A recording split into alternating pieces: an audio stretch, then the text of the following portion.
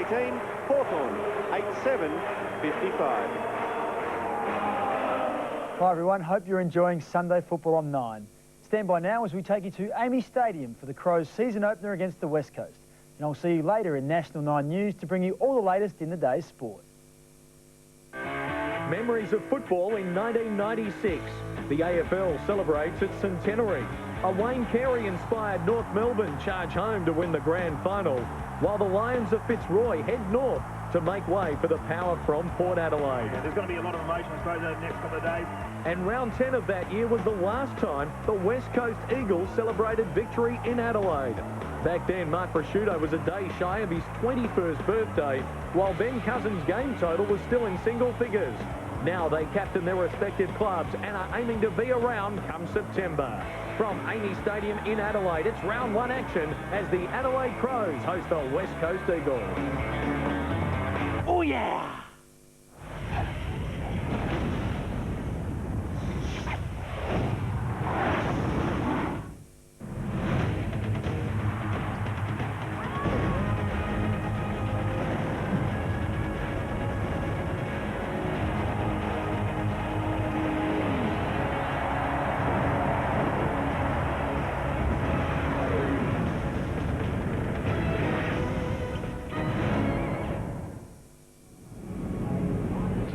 It is a gorgeous Easter Sunday in Adelaide, and this city is ready for some football. Amy Stadium all but sold out as we welcome you to Sunday football for 2005. Terrific to have you with us, everyone. Clinton Grover's here with Gerard Healy, Wayne Carey and Wayne Schwass, your AFL Sunday team for 2005. And a terrific match for us to start. The Adelaide Crows, winners of just 8 games last season, but boasting a new look for 2005 against the West Coast Eagles team that has reached the elimination final stage for the last 3 years. Haven't been able to progress beyond that, but Gerard Healy, they have suddenly become one of the premiership favourites this year. Welcome. Well, it's been a great pre-season for the West Coast. They were disappointing, I've got to say, against Carlton in the Wizard Cup final. Their midfield probably was overrun, but that was a few weeks ago. They've brought in a couple of important players in Dean Cox, McDougall, Matera, so they're almost at full strength. They have got the capacity over the next year or two to win a flag, and watching them, I guess, evolve as a side is going to be terrific, as will Adelaide under their new coach, Neil Craig, who has had time now to do a full pre-season with them. Yeah, and as you saw, the Adelaide Crows have beaten the West Coast Eagles their last 7 starts here at Amy Stadium. Wayne, for the Crows this year, it seems like it's going to be Ian Perry, the man at full forward, with Mark Stevens. They need to kick some goals for them. Oh, definitely. Ian Perry's had a terrific pre-season, had a very good game here in the first Wizard Cup game against Chad Corns. He's put on about 4 kilos, they tell me, so look, a big game for him, and also Mark Stevens, and with the excitement machine up there, Graham Johncock. Yeah, it's going to be terrific to watch. And the battle in the midfields as well, as we check out the Adelaide forward line there, Johncock and Will. So the capacity is there for the Crows to kick some goals. Henschel, another young man who's expected plenty of this season. And then we get to the centre line, and Gerard, this is where the battle is really going to be won and lost to it. Fancy and Tyson Stengline, formerly a Crow, in an Eagles jumper today. Yeah, well, he was part of the solution last year for the Crows, now certainly part of the problem.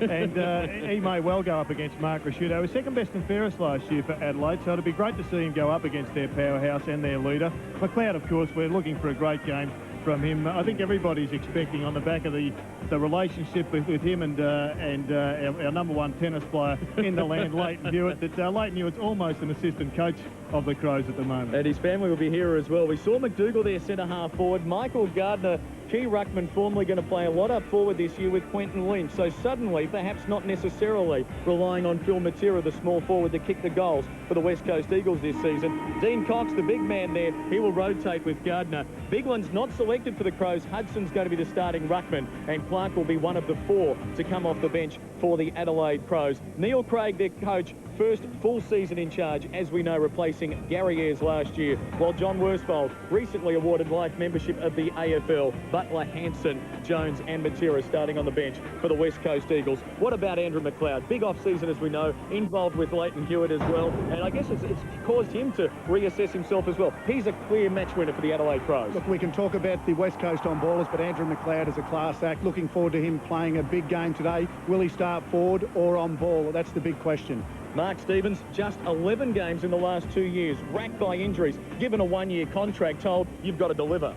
Terrible luck with injury. Mark Stevens is an integral part in this side, and looking forward to him having a huge year. He's a lovely guy and really wanting to play well today. Yeah, will the ball get down there a lot? Because the West Coast Eagle midfielders we've been speaking about, Gerard, it's right up there with the best in the AFL. It's led by their skipper, Ben Cousins. He struggled a bit last year, Clinton. He had a terrible run with injury. When he was on the ground, though, he maintained his high level, and that's been his great hallmark, one of consistency. He's now being challenged as for their premier spot as the midfielder by this man. Number one midfielder in the game, and I think he's been good for Ben in that he will challenge him to continue to look for new levels in his own game. Chad Fletcher's there, Stenglein we know, a number of other couple of younger players emerging. They've got a talented midfield, and when you've got a dominant ruckman like Dean Cox, I think that really does add to it. Excitement building here at Amy Stadium. The Crows about to make their way through their banner. Mark Rasciuto leading them out. Always a great moment, the start of a brand new season, and here on Easter Sunday. Have a listen to the response from the local faithful. They were cheering you last year here, Wayne. Was that for me or the boys running out? No, it's a great feeling running out onto the ground. Let's meet the fourth member of our broadcast team for AFL Sunday in 2005. He's a man who knows all about standing up there on the last Saturday in September, a former premiership player in Wayne Schloss. And Wayne, as we welcome you this afternoon, a couple of old friends meeting today. Continuing the recent trend in round 1, 2005, we'll see Tyson Stenglein come up against his old side, the Adelaide Crows, here at Amy Stadium this afternoon. Simon Goodwin, a former teammate, stated publicly this week that Tyson can expect a warm welcome from some of his ex-teammates, and probably most notably his former skipper, Mark Rasciuto. Now, what a couple of seasons it's been for the Adelaide captain, two-time best and fairest. He won the Brownlow in 2003 with Adam Goods and Nathan Buckley. Finished runner-up last year to Chris Judd. We'll see him as well this afternoon. He's been named All-Australian. He was named for the first time in 2004 as the captain of the All-Australian side. But let's not take anything away from Tyson Stenglein either. He mightn't have all the statistics and awards behind his name like his former captain, but his star continues to shine in recent years. Averaged 13 disposals throughout 2003. Took that to another level last year by averaging 16. Played every game, and it's no coincidence that Tyson finished runner-up to his former captain last year in the club best and fairest. If Tyson Stenglein can do a job that he did on so many occasions throughout the 2004 season, nullifying Mark Rasciuto, that will have a significant bearing on this afternoon's result. Importantly for both sides, a couple of key pivotal players that will come back into the lineup. Most notably, Ben Hart has recovered in fantastic fashion from hamstring problems, played 3 quarters in the local competition last week. He's included. Importantly for the West Coast Eagles, Michael Gardner, the big ruckman, has had his own problems with knee injuries. He's back. Terrific performance in the Wizard Cup Grand Final. 2 goals in that last quarter. Look for him to play forward. Let's just take a look and listen to what Tyson Stenglein's got to say about coming back into enemy territory. Yeah, I'm expecting a very tough game, obviously, at Footy Park. It's always tough for an away side to win there. Personally, I'll be expecting a tough game and probably a tough opponent. One of my former mates possibly lining up on, so yeah, it'll be interesting. A lot of us were good mates with him. Like, personally, I was, travelled with him overseas at the end of last year and was pretty good mates with him. So, as any player that you play with previously, you always got a little bit of niggle there, but it's only when you're on the ground and off field, you're still good mates. So it'll be good to come up against Stinger and hopefully we can give him a little bit.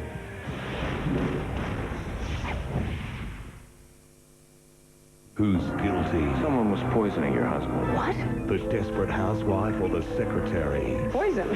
I'm the one who looked out for him. Who covered for his mistresses. Why did he need mistresses? Special guest Marsha Cross in CSI tonight on 9.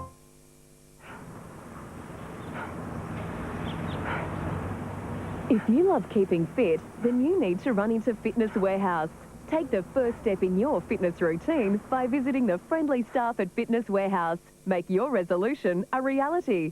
Get the whole family involved in a fun, fit, healthy lifestyle. For helpful advice, a great range of products, drop into a Fitness Warehouse store and see for yourself. Fitness Warehouse. If you have the commitment, we have the equipment. Need a loan or some money in a hurry? Where can you get an instant cash loan against your quantity unwanted goods? Instant cash loans at Cash Converters. Just another good reason to visit your nearest Cash Converters store. Sunday night at the movies.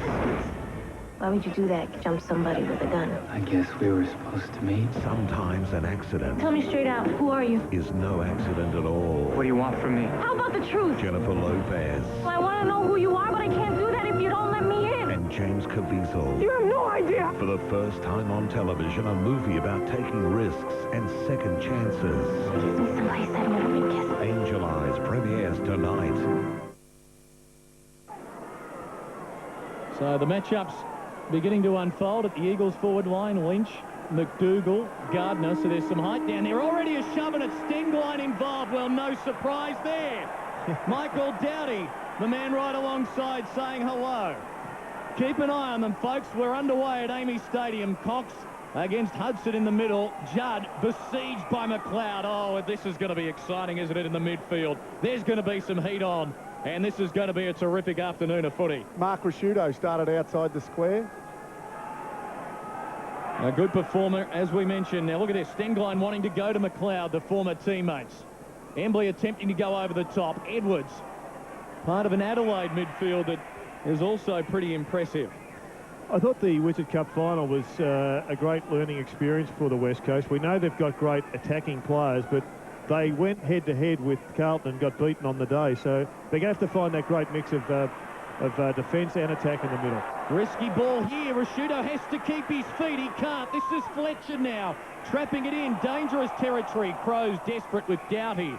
A bounce. Attacking zone for West Coast. We'll see if they go with the third man up again, as Embley has done on the two previous bounces. Opening minute on the beautiful day. It's all Adelaide here. Hudson for Riley. Hacks it to the midfield. The wall was set up to kick. Gee, some carry there over the head of Wirrapunda. McLeod through midfield. Banfield, did he get in the back of Rasciuto? Yes. And Banfield, another one who's been there for so long. Good run from Burton. Now the important ball, the entry inside 50. The leap from Welsh in the middle of a pack. Wirrapunda for Cox, back to Wirrapunda. Nice little chip over the top for Michael Braun. Wasn't a great lead there by Scotty Welsh. He led up the ground straight into the path of where Ian Perry was leading into the space. They've got to work out, get out of one another's space. Taking the coach's off-season advice to the full extreme there. They want to go more direct. They want to go down the centre corridor. And perhaps to their detriment there, we'll have a boundary throw in. No, a push. Kerr getting the free. John Cock on Kerr. It's an exciting combination. Good battle.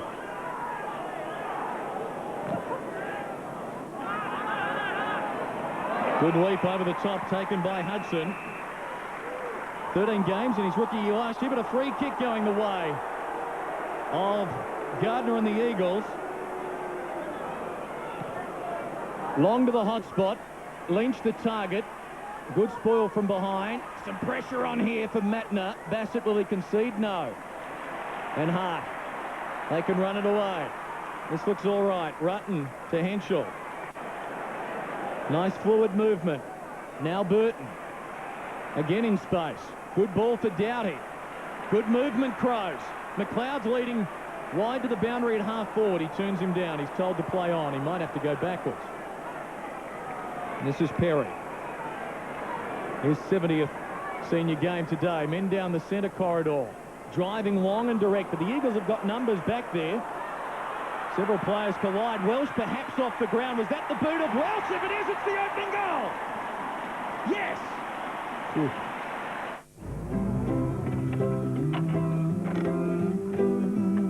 Wait here, darling. I'll be right back.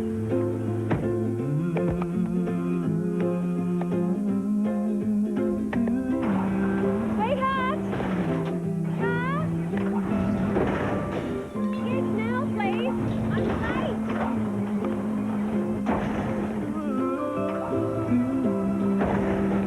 Lucky you're with Amy. Scott Welsh battled thigh injuries across the course of the pre-season. Gave it a bit of a workout there, but at full stretch. Gets the Crows through for the opening goal, and the breeze would have appeared to pick up and favour the main scoreboard end left of screen, where the Crows are attacking in the opening term. Big hit out by Cox, but John Cock is there to mop up at half-back. Awkward-looking kick from McGregor.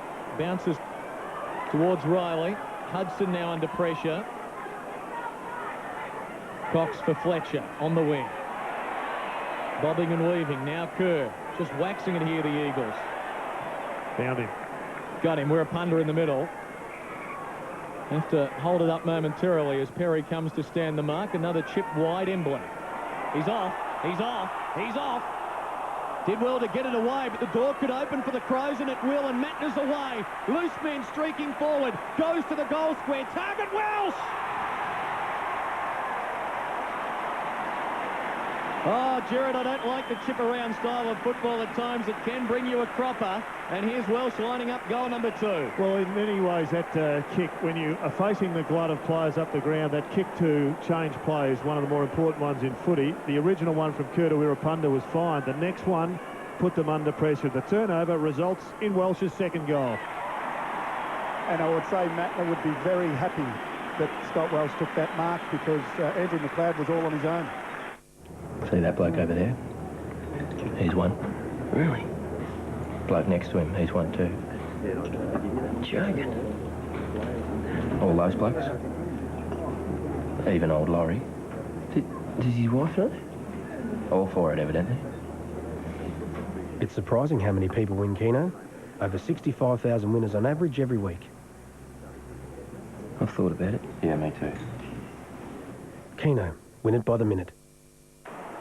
Welsh and the Crows off to a good start. Wayne Schwass. Yeah, we're just watching Graham Johncock and Dave Warapunda. They're opponents of each other, but they're standing across half-back for their respective sides. You'd think with 2 quick goals to the Crows, John Worsfold might say to Dave Warapunda, push yourself forward and make it a man-on-man contest around the ground at the moment. Good roll to Habschwater. Get some cheap kicks. Cousins out of the middle. The handball for Braun. Back to the skipper.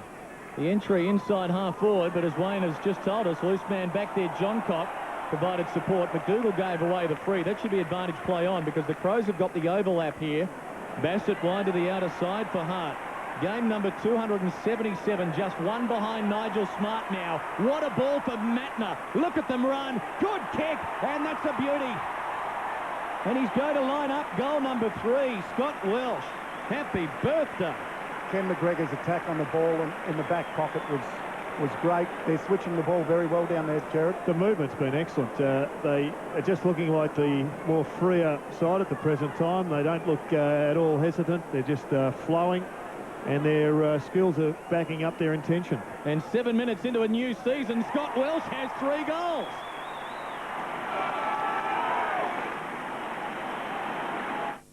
Thank you, ladies and gentlemen.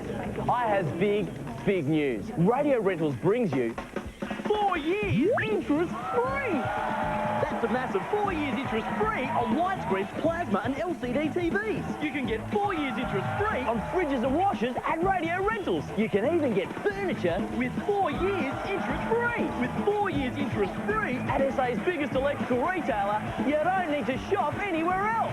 Now that's big! On this basis, how many goals is he going to kick for the year? 700. Fred Fanning, is he getting nervous? Does Rashudo get a free? No. Edwards. Little hand pass out. Doughty is dumped by Braun. Did well to get it off, though, to Shirley. Here's Hart, seeing plenty of it early. Long and direct, the style of the game with the breeze at the back. Wise over the head of Perry. Where's Welsh? Coming out again. Daniel Chick back there to relieve momentarily for the Eagles. Nice ball. No, over the head of Braun. And it's forced over for a boundary throw-in. Stoker's gone back onto Welsh, a bloke who's got plenty of skill, plenty of speed, and a little bit more height than Daniel Chick. What about the Braun versus Burton matchup? Wayne on the wing. Well, Burton's got a lot of the ball early, and as we see, his endurance is exceptional. It'll be interesting to see whether he can keep up. Another free kick going the way of the Eagles. Some holding on in the ruck contest there. And Cox eager to deliver it off by hand. Now the Brownlow medalist, Joe. Makes Cousins work, an anxious moment. Got him. That was all. Cousins has got Fletcher on the wing. And downfield free. Yeah, there was a reaction after that, Shepherd. Stevens, the man, still going on with Banfield away from the camera, which is following Fletcher. Short ball, that's okay. Here's Stenglein. Not too many howls of derision from the crowd. Adelaide filling the gap brilliantly so far. This is Burton. Just doesn't look right to me, Braun, on Burton. He's just too athletic for Braun. McLeod going wide. Henschel under pressure from Chick. And that is as good as deliberate unless the umpire says he was slung that way, and he does. Boundary throw in. The other thing that's going to be of interest is, can the West Coast get the right chemistry between McDougall and Lynch and, of course, Gardner. Three very tall players in one forward line. And it's something they haven't had before in their recent history of these players. That's right, Jared. I can tell you that McDougall has played in one practice match, and that was a non-tackling practice match, so his preparation has been very underdone. Cousins kick smothered by Riley, over for a boundary throw-in. Half forward for the Eagles, who do appear to be going against a pretty significant breeze. Certainly the flags above the grandstand at Amy Stadium indicating that there's a bit of an advantage to the left of screen. The scoreboard, a good one for the Crows so far. Cox locking arms with Hudson. Henschel. Pushed over by Chick. Play on the call. Braun throws it out to Cousins. Play on the call. Fans not happy. Judd has it. Blazers misses.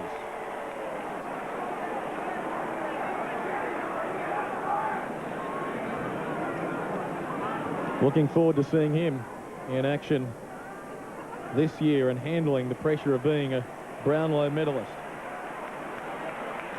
Hard again. And another good ball. McGregor. They've moved it fluently so far. Long and direct, gives Welsh a chance. He pushes out Staker. Can he get number 4? Brought down, big tackle, pressure's on. Intense on the Eagle defence here. They're holding up for the time being. And that's a fortuitous kick. And McDougall marks on half-back. What was good, though, there was the recovery of Staker. He was pushed out of it, but he went to ground, quickly got back up, and ended up being on the receiving end of an exit handball. Good to see Michael Gardner back. First senior match since round 3 of last year. Phil Matera, by the way, has made his way onto the ground. McGregor's picking up Gardner, but he run down the ground, hence out of position. Dean Cox has come off the ground, so it will be interesting to see who is the nominated second ruckman, whether it's Lynch or Gardner. Drawn to the midfield for Embley. Shined again in the pre-season Wizard Cup. Well, he runs into some traffic, backs himself. Crowded forward line for the Eagles as Banfield looks up here. Therefore carries it, kicks long. Sampi or Matera. Bassett to ground. Here's Johncock, now Riley. Sending it out wide in front of Perry. Will the bounce be kind with Hunter the pursuant? And he's got it. Ben Cousins now. Target is Fletcher, who's found some space, and a wonderful ball from the skipper. This is where they're broken down. They just haven't got the balance right, and Burton is part of the problem. He is just floating down from the wing to just block up the hole. Wayne Swass. Jared, in regards to Cox coming off, I can tell you now that Andrew McDougall was pushed up to do the ruck work around the ground. And we see the man with the ball now, Phil Matera, a tremendous forward player for the Eagles. He's gone forward. It's a good move because what that will now do is make Graham Johncock tighten up, accountable for Phil Matera. So a good result for the Eagles, providing he puts it through. First genuine touch for the year for Matera after shoulder surgery and shingles in the off-season. And perhaps it showed the limited preparation with that kick, as Doughty now has room to run. Could still go. Elects to kick long. That new game plan on display here. Edwards buffets into McDougall. McDougall's down, hurt his right shoulder perhaps. Crows win the footy, leading up towards the 50. Stevens with glass. And we'll have a boundary throw-in. And McDougall gins it. It looks like he'll be okay to continue. When the Eagles go forward, they don't seem to have any room. The on-ballers of the Adelaide Crows are pushing back, getting numbers behind the football, and then basically running into space onto centre wing and then delivering it long and direct to the likes of Scotty Welsh and Mark Stevens. We'll wait to see if anyone targets the McDougall shoulder in the next few minutes from the Crows. Here's McLeod. Under some pressure. Embley. Grubbered, but perhaps effective. Cousins has done. Illegally. Free kick. Well, I guess to highlight your point, Wayne, both sides have been in the forward 57 times. Eagles haven't gone close to kicking a goal. Well, Judd had one shot, I suppose, but the Crows have made the most of their opportunities. You can't see on your screen, but as you see, the on-ballers all drifting back into the Eagles' forward line as we speak. Right now, there's not one Adelaide player inside the forward 50 for them. Right now, a very well-coached game and structure set up by Neil Craig as Lynch does enough to be awarded the mark in the middle here. McDougall off the ground, Cox going forward.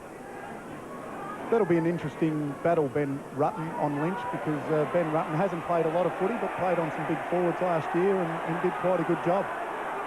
Now, Cox too far out to score. As you see the inside 50s. Taking some time. Stagnant forward motion, the Eagles, in the opening quarter hour. Sampi to leap. Fletcher goes without it. McLeod lurking. Kerr as well. Good pressure. The former Crows Stengline. There's a free kick. Advantage play on. Braun's got it now. All Adelaide back there. Well, Jared, it looks like Ben Hart has the job on Matera now. They've made the move. John Cock off and Ben Hart onto Matera.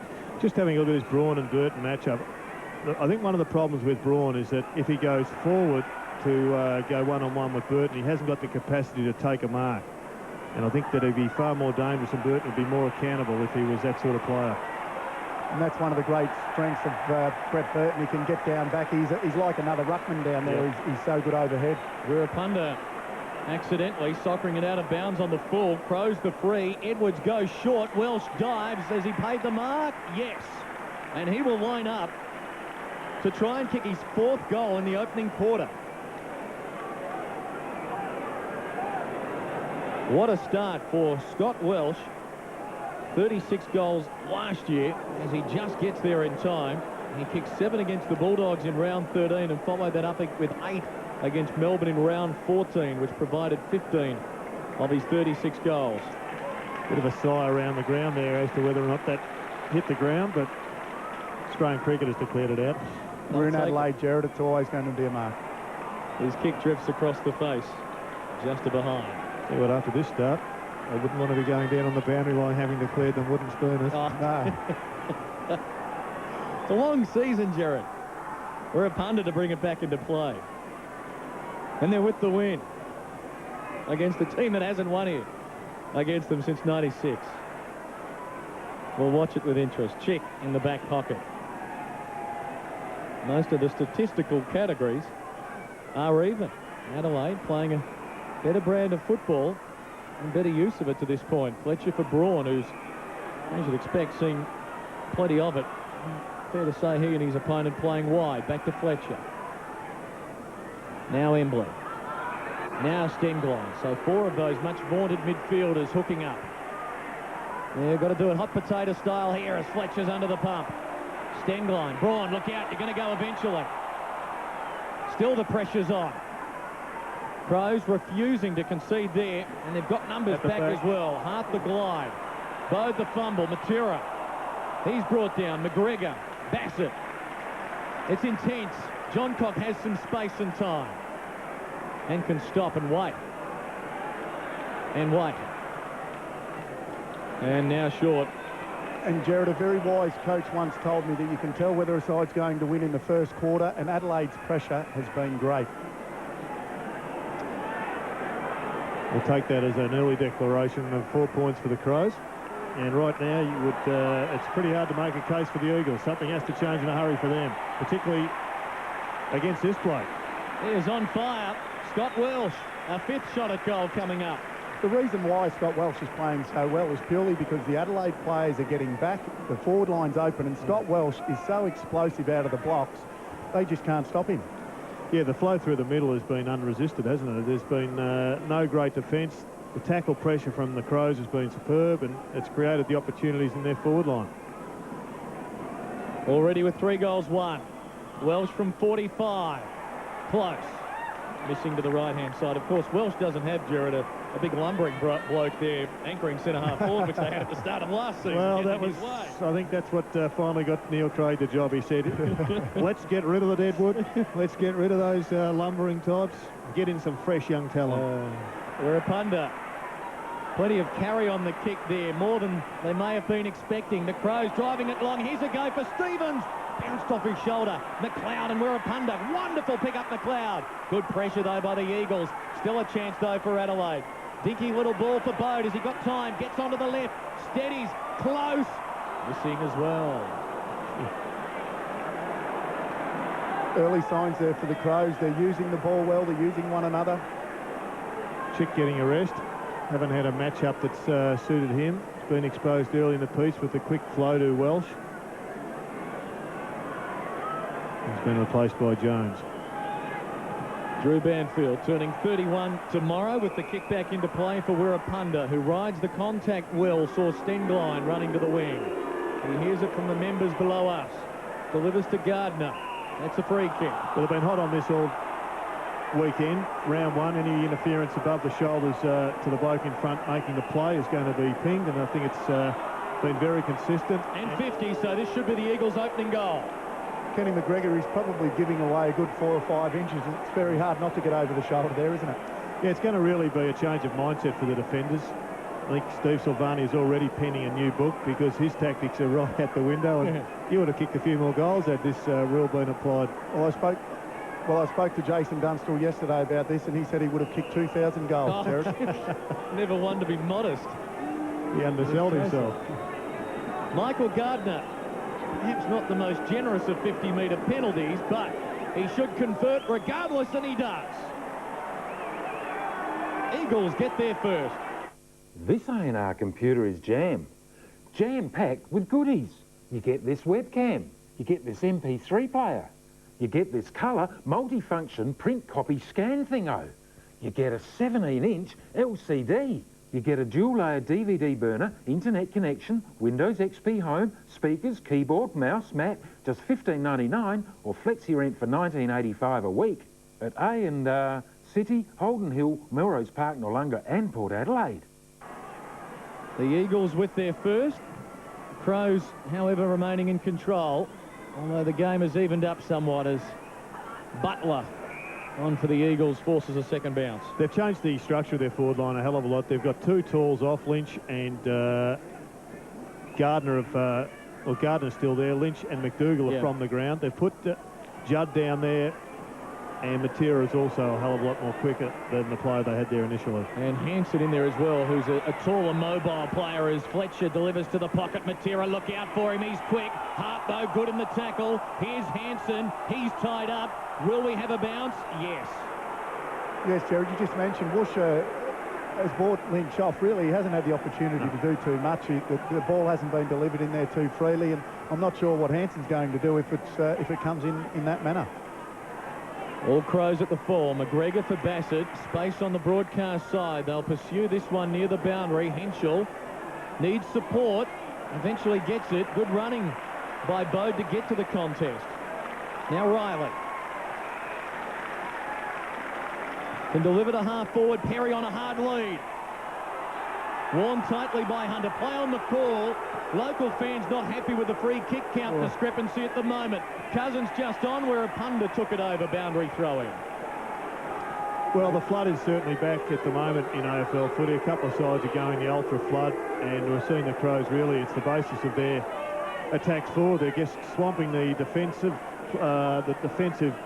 throw-ups, and the Eagles are actually letting them be, I guess, manned up 2 against 1 on the forward line, and the ball inevitably just has to come out. Yeah, you're right, Jared. They're doing exactly that. They're shuffling back. I wouldn't quite call it a flood, but a semi-flood is definitely very heavy rain at this stage. We had that at the Dome yesterday. Subiaco last night. Skipworth working hard. Kerr there, dragged out of it. Umpires letting them play. Eventually he'll be forced to blow the whistle and call for a bounce, and he does. Well, as a forward, Wayne, would you have liked the midfielders to come up and go man-on-man with the players the Crows midfielders are going so deep? Jared, where I think sides go wrong is they don't get the ball in there quick enough. They hold it up, they try to chip it around and get cheap possessions rather than get it in there as quick as they can. The best in football with you on AFL Sunday this year. Brownlow medalist Gerard Healy and the 2-time premiership captain Wayne Carey and a premiership player in Wayne Schwass with us as well. The Crows by 14 points. So you're talking the kicks from half-back through. Half-back through the midfield. They've got to get the ball in there a lot quicker. Don't hold it up. Don't chip it back into the centre for easy possessions. Just get it in there quick to your big forwards and get the crummers at their feet. Good tackle by Hayden Skipworth rewarded, albeit Kerr not a lot of daylight to get out. Skipworth towards the 50. 2 Eagles spoil one another. Fletcher bumped solidly by Riley. Hunter, quick hands. Banfield has to get rid of it. Nice touch on the left to Judd. This is the kick you're talking about. This is the kick I'm talking about. Judd holds it up. And he is one man who can find a target, albeit tricky one for Gardner there, boundary throw-in. The tricky thing for Judd, though, is the Crows are getting back so quickly. The on-ballers are getting back very quickly, and he looks up and he sees a sea of Crows. There's nothing he can do. It's a matter of, I think, West Coast going man on man. Down to the 92nd mark, remaining quarter number 1. Crows wouldn't want to concede a late one here. The defence has been good. Although the Eagles have got some space now, although again, Embley unsure. Fletcher now, can he find Matera on the lead? He does, but he's too far out. 2 kicks out from goal. Calls for the lead. Sampi perhaps. Cox getting in from the side. Taking the mark and will line it up from 45 metres out to try and kick an important one for the Eagles. Not to be too critical, Jared, but Neil Craig would not be happy with Matthew Clark's effort there. He should have definitely got a spoil on that ball. Well, I reckon if Dean Cox was a mining stock, you would be ringing up your broker and saying buy, buy, buy, because he just has got incredibly better over 12 months, got an opportunity last year, and he just looks as if he's desperate to make a mark on this game. Originally out of the Dampier Sharks in WA's northwest. He fractured his cheekbone last month. Mining territory. Yeah. Hey, that's why I threw it in there. I'm backing you up here. He can't kick, though. Well, they've just dropped to 1 cent, Jared. There's been a crash. Sell. Poseidon, Mark II. Oh, dear. John Worsfold, however, is not amused.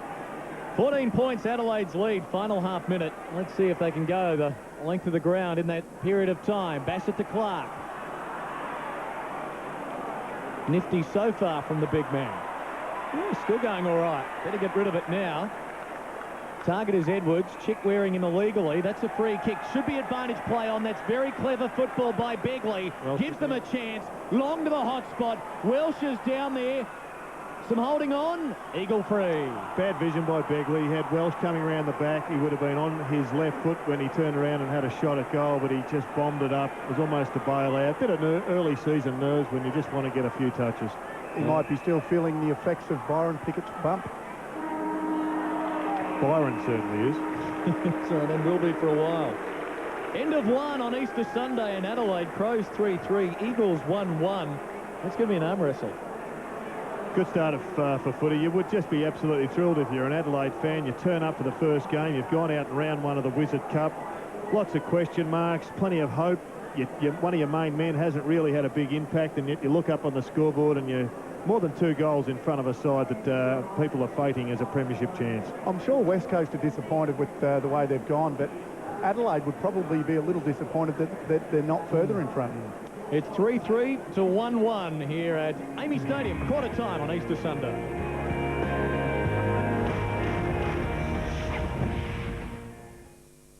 A wild day at Baxter with violent clashes between protesters and police. The spirit of Easter right across Adelaide, and the power humbled in the west.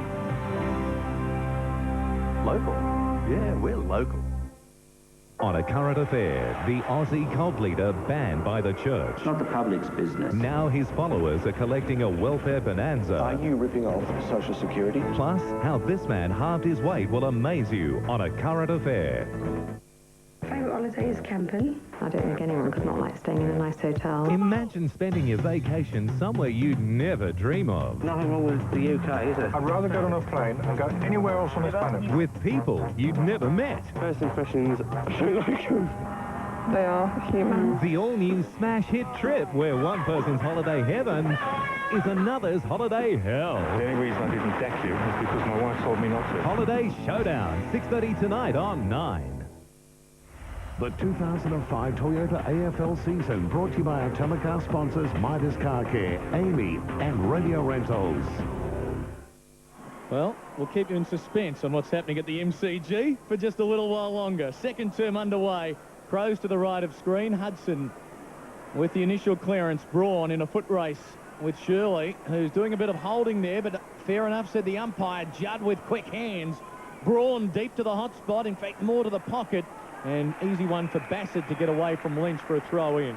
One of the first one-on-one contests that we've seen West Coast have in their forward line. Great to see them getting it in there quicker, but Jared, if we thought this game was going to be won through the midfield, we were wrong. If you were to say Fletcher, Cousins and Brawl all have 9 possessions in the first quarter, you'd think they'd be way in front. Yep.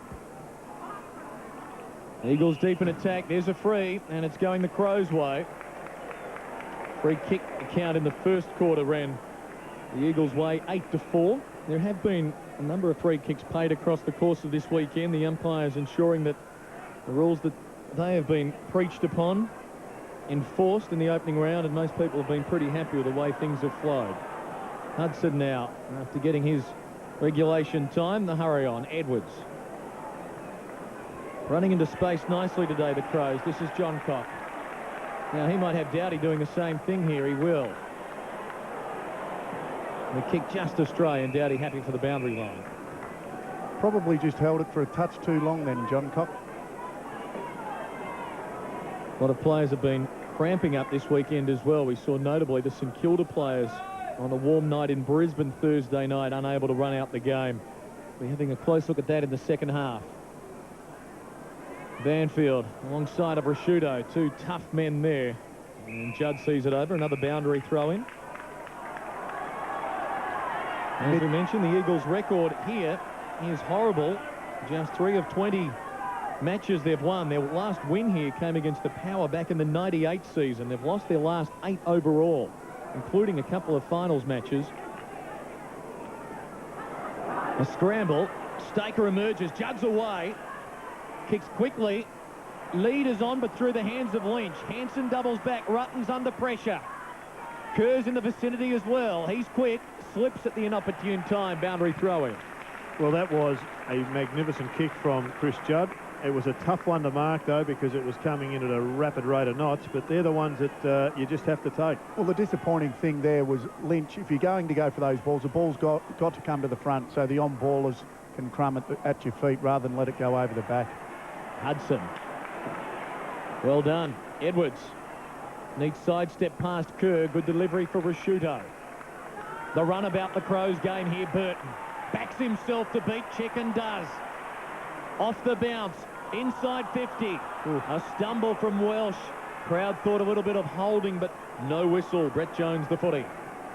Bringing the ball to the front, if you don't mark it as a forward, I suspect that is probably rule number 3 of Pagan's paddock. Well, the only time you'd want it over the back are probably wet conditions when you have no real control over it, Jared. Kerr, Bassett, Hudson. Well, happy to concede the behind. Let's hope they don't go under by a point.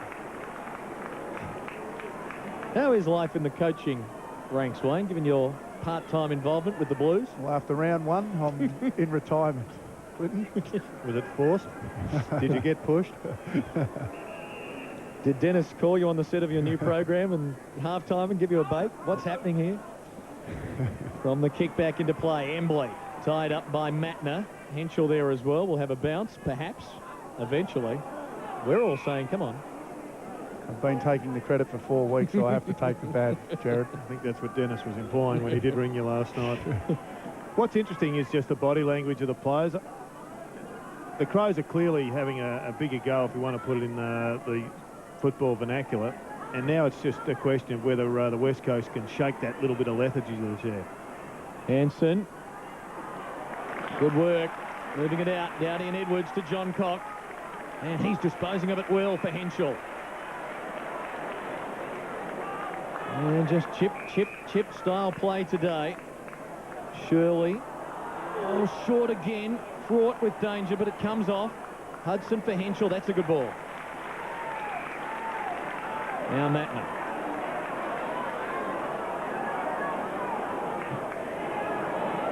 On the lead, Burton near the boundary. Good fist provided by Daniel Chick. Boundary throw-in. This quarter just devoid of any fluency about it at the moment. 5 minutes in. Adelaide yet to trouble the scorers. And it's shaping up as being a defensive type day as Matera replaces Gardner for the Eagles. There's a push and it's paid. There is that cliche that says statistics, damn lies and statistics, something along those lines. Wayne, at the moment, the West Coast are winning the hard ball, gets 9-4. Adelaide are winning the free ball, or the loose ball, gets 17-9. What does that tell you about statistics? Well, the key indicators in football these days is the loose ball is the important one. The uncontested possession are the ones. Burton's hurried kick at goal has grazed the post. It's a behind. Well, you've got to say then that the statistics are telling you the facts of the match. Glad we cleared that up. A few years ago, Jared, the contested ball was the key indicator. Now it is uncontested possession through the midfield that seems to be the key indicator whether you win or lose. And why do you think that's changed? Because we're playing the game like soccer. Hunter towards Hansen, wide of him, becomes a foot race. McGregor pursuing Hansen, didn't give up on the chase, forced an error out of bounds on the full. To clarify that, Jared, I mean we don't kick to contested possessions anymore. We kick to uncontested possessions, down back through the midfield, and even going forward, as you see right now. Bassett happy to go short for Ben Hunt. The four-time All-Australian, just 30 years of age, game number 277. An impressive feat. A man of great durability. Matner for Edwards, who's seen plenty of it in this quarter. The Adelaide Crows have brought that from deep in defence, probably 6 or 7 possessions, and West Coast haven't looked like touching the ball. They're definitely working harder, and I think that's where they're winning the loose ball. They're just working into space, working in numbers, and they're just being able to link their possessions together, and they're getting it into the forward line, as you've pointed out a couple of times, when they've been able to isolate one in a one-on-one contest, and generally the player's been able to take a chest mark. Ugly looking scrap here, has to be a free kick and paid. Crows get it. Hudson will be the recipient. Up close and personal. And I guess with running loose ball, the marking tally also mounts up, and Adelaide have taken 11 marks. Most of them are chest marks. West Coast have taken just 3. Hunter down the middle. The fly from Butler goes unrewarded. Johncock with the hand pass. McGregor harassed out of it on the first occasion. Got it onto Matner. Well done. Had to tap it out under the new rules. Got it to Riley. McGregor towards Edwards. That's no chest mark. That's a good leap now. Welsh will lead out, running forward, however, is Burton. Oh, he's topped one there and will get a free kick and have a shot at goal. Adam Hunter, the man who infringed. It'll be 50, a certain goal for the Crows. It astounds me that with the ball that Ben Hudson had here earlier, it was held up. West Coast players aren't getting back to help out their defenders. There's still one-on-one contest. You see Brett Burton running into space in the forward line. Their forward line is just so much more open, and as we see Ben Hudson, who has played terrifically well, come off.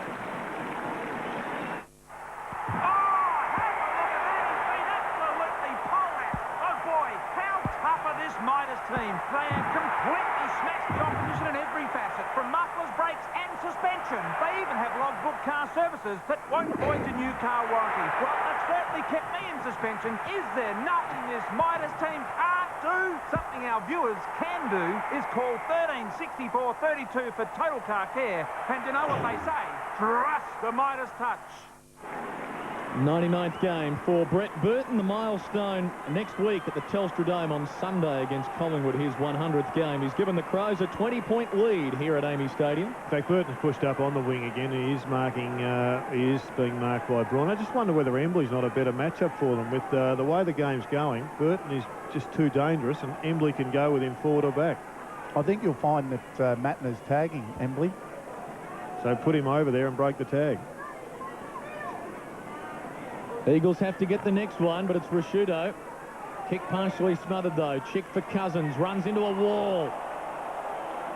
Impressive. Embley. Too slick for Chick. Could be costly. Skipworth under pressure. Did well. Got it out for Dowdy. Nice ball, Rashudo. Now the Crows forwards. Welsh on a lead. Rashudo in his direction. Oh, that's a good mark. And paid. That is a great mark. There's a brilliant kick also coming in. Well, one of the toughest marks to take in football when you lead straight at the kicker. Also one of the toughest kicks to do. Mark Rashudo, terrific kick, but to mark it out in front like that, terrific hands. And just not enough on the reach from Brett Jones. So here's Scott Welsh with 3 goals, 2 alongside of his name. Given there's only been 5 goals kicked for the match, he is the dominant forward. Will be against the slight breeze here, and it pushes it out and holds it up. You can really see it catch it there. Gee, dangerous ball here. Will the Eagles concede behind? Not yet. And Staker out of West Broken Hill towards half-back for Braun, who juggles into the mark. Just gets rid of Burton. Umpire Stephen Grun was right there. Staker again. Not a good kick. Could be costly. Loose spin on the rebound. Welsh all alone wants it in the goal square. The kick is shorter, though. And now Mark Stevens will have a look. Although, as I said, against this breeze, 50 metres would be right on the edge of the range. He hurried back because 40,000 people were saying Scott Welsh is alone in the goal square, that he'll now go back to back himself in. Brett Burton and Braun's matchup is an interesting one because Braun's had 9 possessions, Burton 7, but Burton's been so much more damaging. Well, I think we've already established at quarter time that the number of possessions that their midfield are getting doesn't really add up to goals on the board. Mark Stevens re-signed for just 1 year, only after surviving the first stage of pre-season for the 2005 campaign. Can he kick it just on 50 against the breeze? He can, but he's not straight. Hooking it, trying to get the extra distance. The Crows' lead is just 21 points, and despite Adelaide being on top here, Jared, Andrew McLeod struggling to get on top of his matchup with Tyson Stenglein. Just the 3 possessions for McLeod so far. Well, I guess everybody in sport has their own Roger Federer, and I guess his great mate in Leighton Hewitt has got his problems, and we all have somebody you just cannot get on top of them. Maybe, well, Stenglein could be that person for Andrew. Here's Kerr on half-back. And pull over the top for Braun. Eagles haven't been inside 50 for a while, but this is a better build-up. Fletcher for Kerr. Can the midfield start to generate some run? Well, they're making hard work of it. Jones back for Fletcher. Out wide, Butler. Now Braun running into traffic. Well, that was an opportunistic dive. Butler to the pocket for Matera.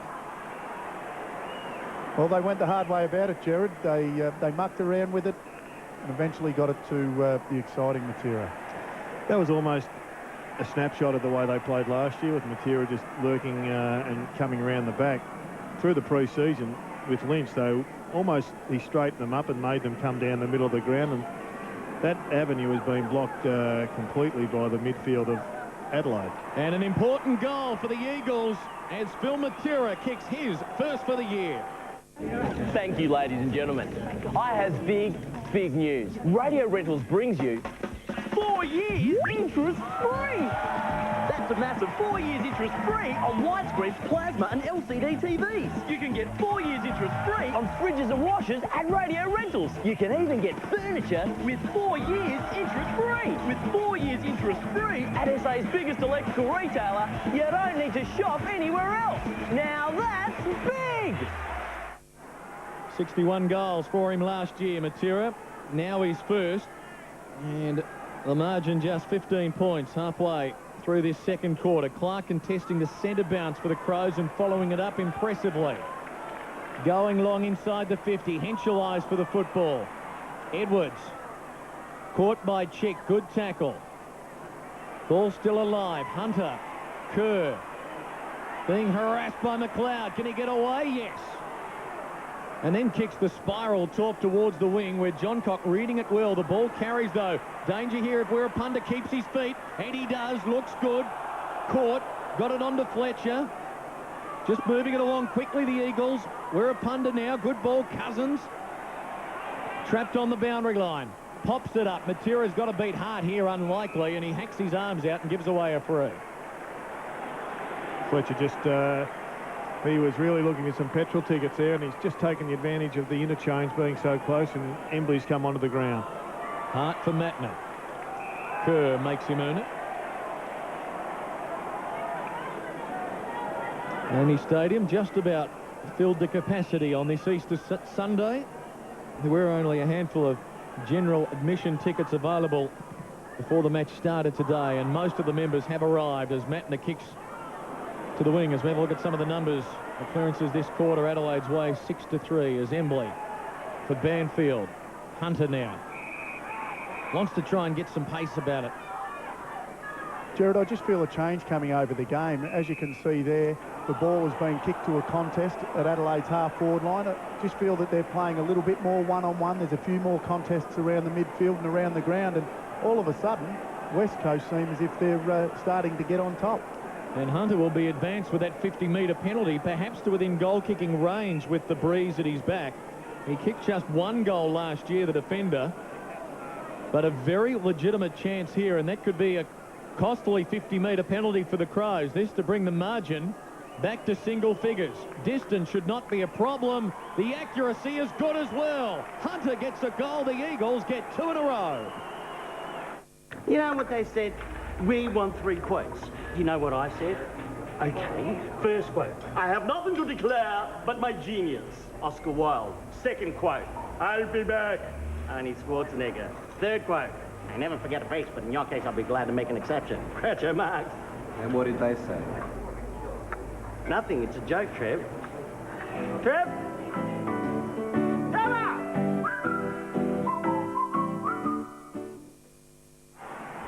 Crows by 9 points. Schwatter, how's that breeze boundary side?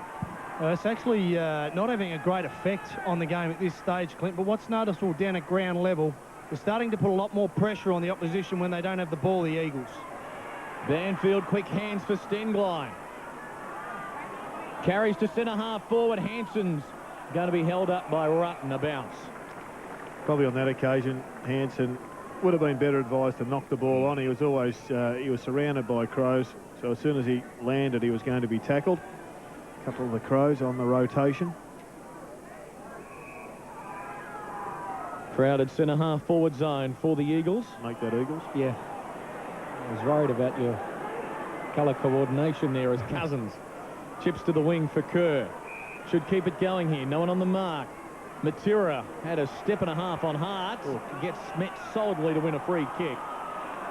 Phil Matera's work rate then was absolutely sensational. He started in the centre where the ball up was. He ran all the way back around towards goal and then ends up getting the ball in the forward 50. Great work rate, Phil Matera. Plays on. Gardner's kick smothered. Matera's opponent Hart with the footy. Under pressure. Chip kick for John Cocker Beauty. Give the guy a rap and he kicks into the man on the mark, George. Welcome to the media. Commentary box fraught with danger on that front as Skipworth drives towards the wing. Ill-directed. Daniel Kerr with the mark. Bit of kick to kick now. And all of a sudden, West Coast playing exactly the same way the Crows were playing in the first quarter. They're getting numbers back. Oh, they've got 3 possessions coming off half-back and through the midfield. And it's become a contest. Getting some confidence too. That will come back. No advantage there. Well, the umpire deeming Stenglein must be the recipient of that free kick. Wirapunda has been pushed forward too. So Tyson Stenglein, man who played 106 games in an Adelaide jumper, switching it back for Jones. Chris Judd just 5 possessions, McLeod just 3. So the 2 most talented midfielders on the ground, I guess, along with Rashudo and Ben Cousins in that category, really having no influence at the moment. And one of the guys that often gets overlooked, Chad Fletcher, up to 13 possessions already. Banfield 60 out left half forward. Will he bomb it long to the hot spot? Hoping for a mark or a crumbed goal? He will. Tough to pluck this out of the air. Now at ground level, McLeod. Little stutter step, blazed away. Jones and Welsh. Eagles win out. Quick hands. Now Kerr. Chip kick round his body. Gardner's going to have McGregor trying to spoil and doing so effectively. Boundary throwing. Well, the change in the game you talk about is reflected by the possession numbers, Wayne. Since Brett Burton's goal, which was at the 8.5-minute mark, the disposals have been Adelaide 14, the West Coast 40. So it's almost up to 3-1. And that's just them getting numbers back, chipping it through half-back and also through the midfield. But we can see a break. Bode long to Stevens. Spoiled by Glass. Now Kerr seeing plenty of it this quarter. Look out. Opposition closing fast. Staker also under enormous pressure. Hunter could be a costly turnover potentially. Bode getting it on. Stevens getting rid of his man. Loose men forward for the Crows. Mark taken by Welsh.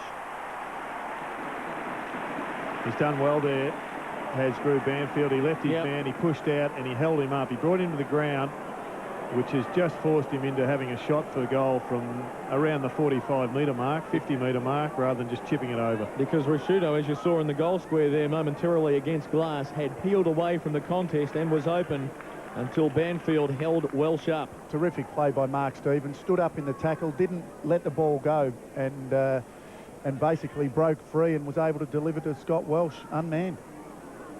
Crows with just the one goal in this second quarter, kicked by Burton 13 minutes ago. Welsh lining up for his fourth.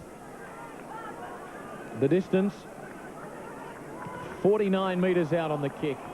And again, he's spraying it. This time to the right. He's kicked 3 goals 3. He just got far too close to the man on the mark there. Most forwards have, well, all forwards have routines, and he definitely didn't follow one then.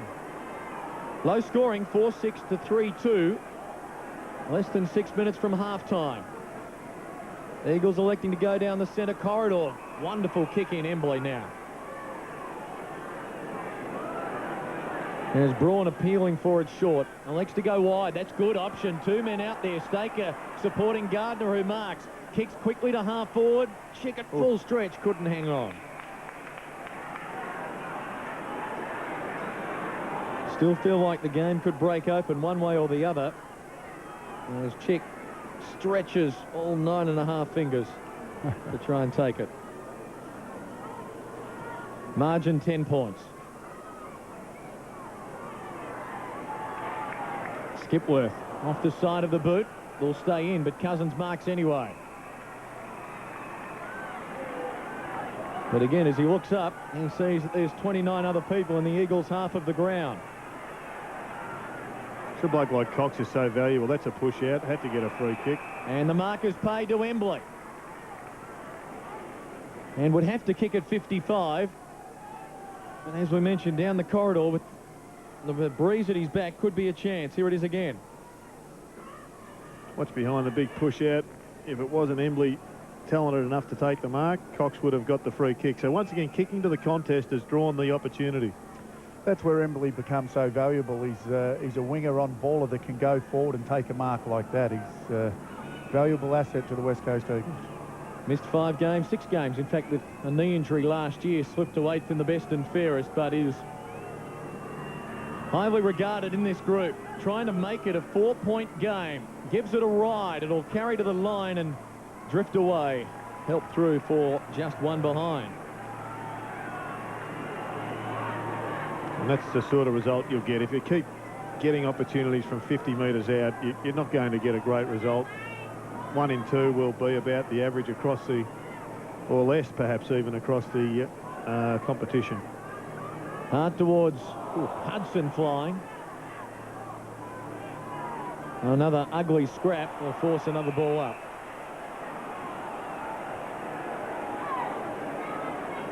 A real stagnant arm wrestle this. Pressure on the defence. And the forward line's devoid of too many opportunities. Henschel bangs it away. Becomes a one-on-one. Stevens and Glass. Now McLeod. Met quickly, though. And the interception was nice by Butler. Hunter, Embley. Will go long to Braun on the outer wing. Drops the mark he'd normally take. Has time to recover. Wants to get it to Gardner at half forward. And the big fella can run onto this. Bassett was going the other way looking for a man. Gardner long towards the goal square. Matera waiting down. Can he get there? No. One behind. Great work by Ben Hudson to push back into the hole for the long kick, and his attack on the footy today has been nothing short of amazing. He's really changed his whole approach to the game, and great to see for a 26-year-old that got a late start in footy, Jared. Well, it's a great story that 26-year-olds can still be plucked from nowhere, if you like. And Rhett Biglan's, I guess, he's a talented player. He'd be in the first ruck for half a dozen sides in the competition. If they've got that level of ability to come in, it augurs well for them. Oh, was that a push? Yeah. Cox has given away the free. He's taking it personally as well. John Cox to the outer side. Here's Bassett. Less than 3 minutes to go. Andrew Embley getting plenty of the ball in the last few minutes. Bassett, unsure. Hart drifting forward. Good run. Now, this will be the important ball. Elects to play on with a hand pass. Bode closes to 60. Goes short. Rashudo charging out. Didn't get a favourable bounce. And now the Eagles on the counter-attack. The red boots shining in the sun. Chris Judd towards Wirrapunda. The bounce awkward for Henschel. Wirrapunda basketball style, keeping it alive, dancing his way through several Crows. Swinging onto the right, going towards Matera. He waited back. Now, can he avoid John Cox? Good tackle! Holding the ball.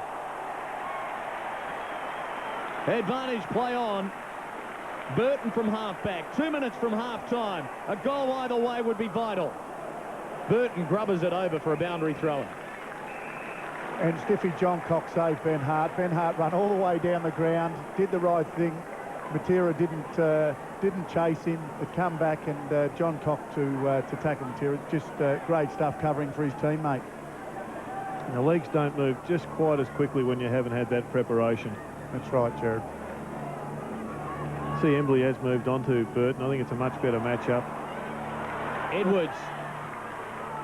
Wide, but effective. And Rashudo now. Tough place to kick goals from here, Wayne. I can tell you both that this is the toughest pocket to kick goals at Amy Stadium. Why? Because the wind blows across the face. It'll push it from right to left. Hence, you have to start the ball at the right goal post or pass it off. Pass it off. And Henschel, the responsibility. Awkward kick, lands effectively. Now Skipworth marks. Cops one from glass. 50-metre penalty. Certain goal for the Crows. Adelaide shouldn't go on with this because they'll have a free in the goal square. And we've seen umpires before reverse decisions for contact to the face. Hayden should just go down there, complete the formalities, and get the goal on the board. I'll finish that off, Clinton. You do have to kick the ball hard at the right-hand post because the wind actually blows it from right to left, hence away from the goal. So very difficult pocket to kick from. Skipworth kicks the goal. The Crows out by 14 points. Just getting the all clear. They want to go on with it again, does Glass, and confirmation of a goal. See that bloke over there? He's one. Really? Bloke next to him, he's one too. Joking. All those blokes. Even old Laurie. Does his wife know? All for it, evidently. It's surprising how many people win Keno. Over 65,000 winners on average every week. I've thought about it. Yeah, me too. Keno, win it by the minute. Final minute, opening half, Easter Sunday at Amy Stadium. Home team by 14 points. Would be satisfied with this. Well, that was one more. Classic, I reckon, of the body language of these two scenes of the mindset. Burton just ran through two Eagles players. He wanted the ball more. Here's Burton with 50 seconds to go. There's time. Shirley closing. 45 out. Goes to the goal square. Welsh in a wrestle. It hits the post. That would have been something. Pretty good lead, though, coming into the siren, Wayne, given that the Crows are going to come out with a couple of goal bruise advantage at their backs. I think West Coast have actually closed the game down, definitely back in this, but the last 5 minutes, Adelaide back on top. Chick's got a fly, forcing it over, and the clock will stop with 23 seconds remaining before the siren. Just to the Eagles' attacking side of centre wing, Ben Hudson, and the bushranger-like beard. Boundary throwing, 15 points, the Adelaide lead. Is there time for a break either way? Yes, there is. Staker towards Hanson. Couldn't hang on. Still time, Eagles. Hanson with 10 seconds to the pocket. Cox the target. Bassett with courage did well. Hart caught. Sampi, good tackle. Judd dangerous. 4 seconds to go. Tied up. Ball going nowhere. Half time.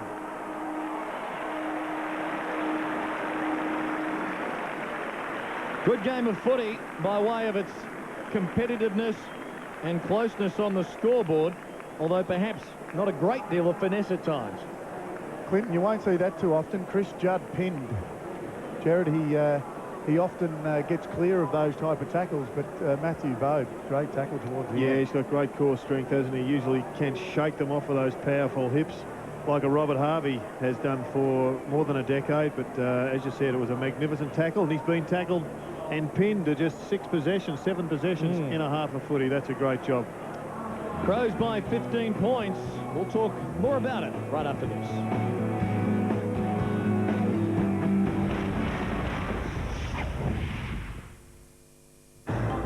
National 9 Newsbreak, brought to you just in time by Nissan's Summer Getaway. Hurry ends March 31st. Good afternoon. Police have seized a grappling hook, wire cutters and a knife from protesters who attempted to get inside the Baxter Detention Centre. 10 people were arrested during today's violent protests. We'll have the latest from Port Augusta at 6. Also tonight, religious leaders plea for drivers to take it easy on the roads, with the Easter death toll leaving a cloud over celebrations. In sport, all the action from round 1 of the AFL, including the Powers homecoming after last night's loss to the Dockers. We'll see you at 6. Got to beat Fremantle, Subi. I reckon it's going to be tough. I like the Dockers. Chet. Rob, here. It's on in the Channel 9 car park. Beautifully down to Chad Corns and across to Bickley. Can you believe that? Yes, Bix. Right here, Bickley's Bix. kicks a shot. Ross target beautifully handled by the big man. Oh, the girls are at it. Vicky and Ali, what a stout. Goes to Mackett. The champ's got it. He goes to Bennett. Go, Chaz, go. Chaz, kick it off, Watch out,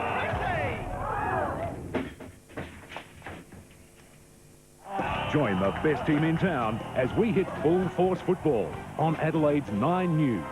Local? Yeah, we're local.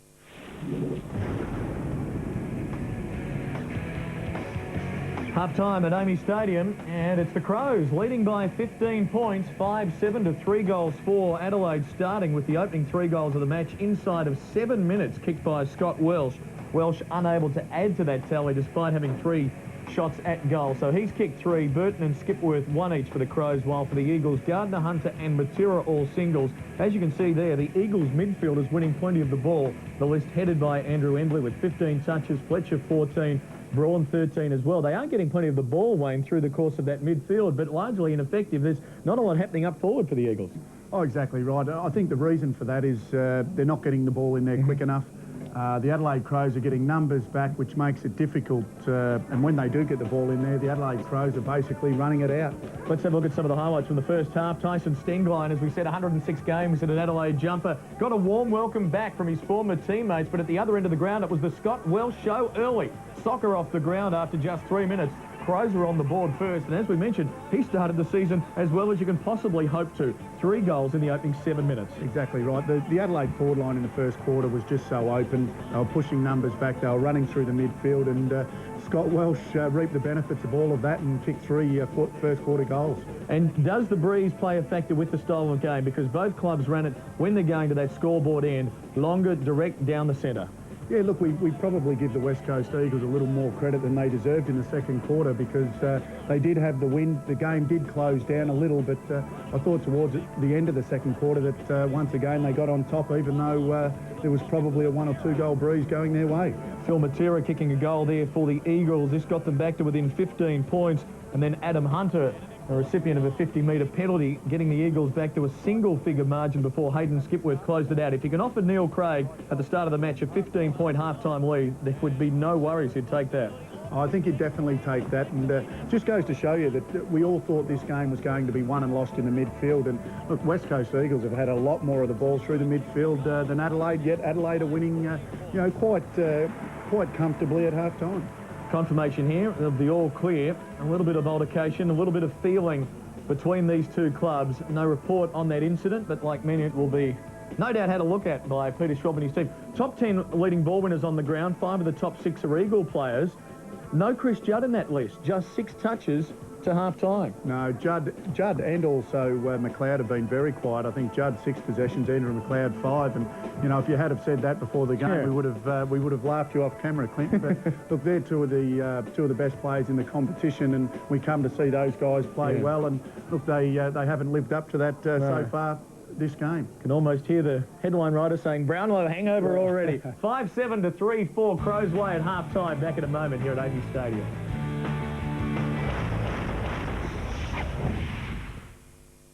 Finally, Joey meets his Juliet. She's perfect! So what makes Joey's perfect girl? She's everything you could ever want. Pretty? Yes.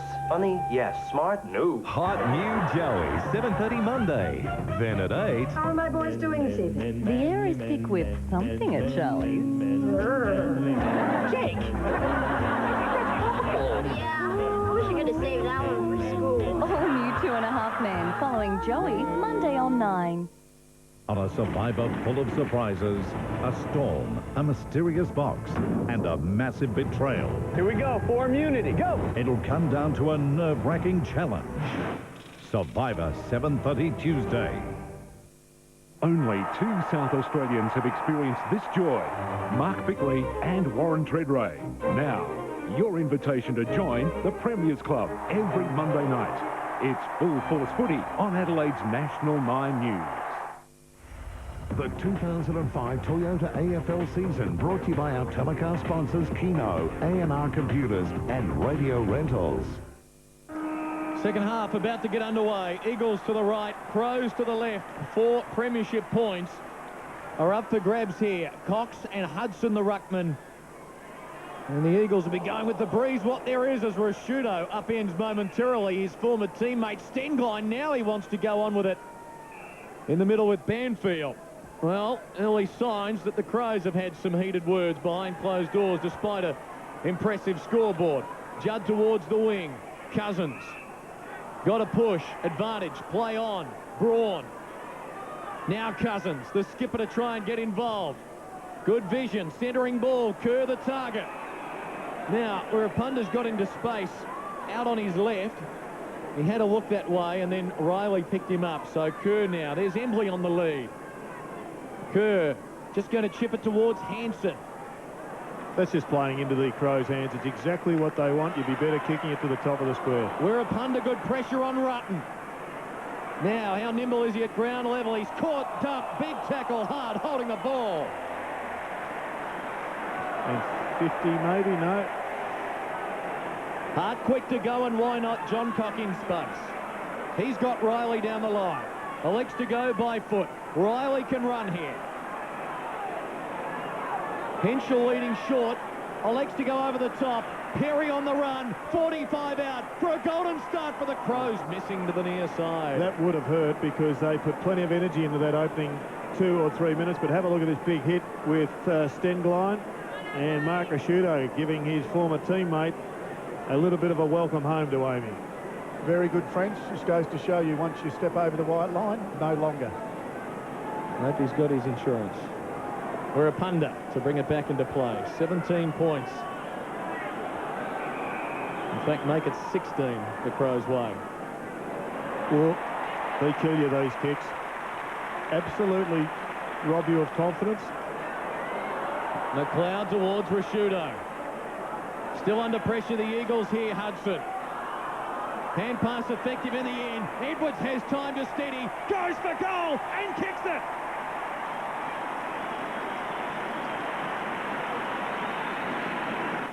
With 30 seconds to go, they need to move the ball quickly.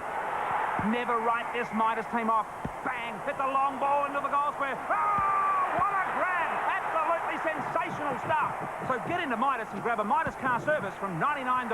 They even have logbook car services that won't void your new car warranty. That would have to be grab of the year. For total car care, call 1364 32. And you know what they say? Trust the Midas touch.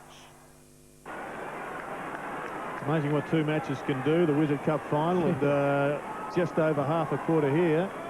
And the Eagles are looking like they've got to find another gear, or they're just a shadow of the side that people are suggesting were premiership chances. Good advantage paid there, following the free, where a punter's kick, though, is it marked by Hart? It is.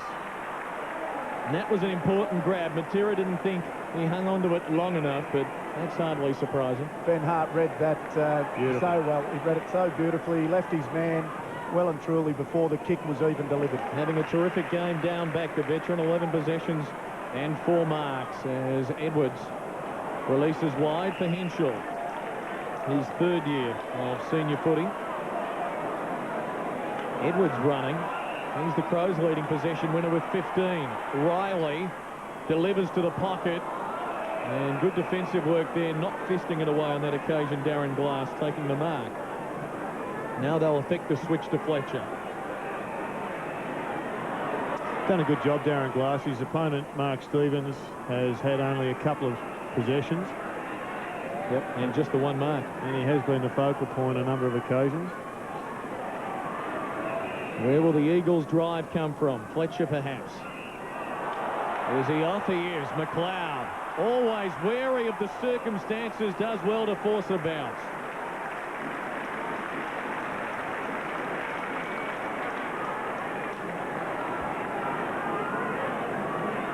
And Fletcher caught off guard. Cox getting first hand to it. Judd, oh, what a wonderful handball for Kerr. Again, targets Hansen, helped underneath it by Bassett. McGregor awkward looking. High tackle going against Sherlock. Cousins seeing some of the footy in the 3rd term. Kerr's in plenty of space. Now they can build. Lead on from Embley. And he's got it. And now a shot at goal from 45 out at left half forward. Embley took off a couple of metres behind Ben Rutten then, and within a matter of metres got in front and marked that quite comfortably, a metre in front of Ben Rutten. Yeah, it was a good pass and a well-timed lead, and certainly they came into that forward 50 with more purpose than they showed in the first quarter when they were heading into the forward line. Went to Ireland last year with the international rules team. Andrew Embley, wonderful kick for an Eagle goal. He's got his first.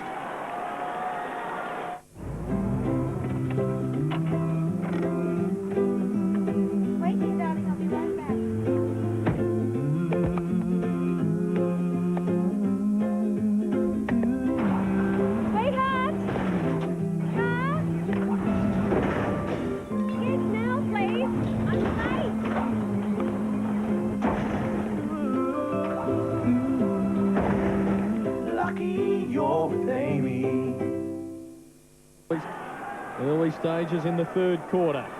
Eagles haven't beaten the Crows here since 1996. Back in the centre, Cox for Braun. Spun into the Rashudo tackle, enabled Hudson to gather. Good smother Banfield. Oh, We're up under. Brilliant. Absolutely brilliant. Matera away. Closes to 75. Target is Sampi, who's had a quiet afternoon. Bassett back there for the Crows. Now McGregor, and they've got the overlap on the outer side. Edwards in space. Rutten running with him.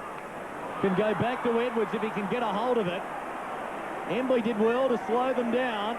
Still Crows with numbers. Riley. And that was a classic example. The Crows players were prepared to run to the contest to assist. It was the extra numbers that took it away. The Eagles players sat back. Matner eventually wheeling by Kerr towards half forward over the head of Burton. Worn tightly here by Braun. Good duel. Great duel. Play on the call. Let them play, says the umps. We'll have a boundary throw-in.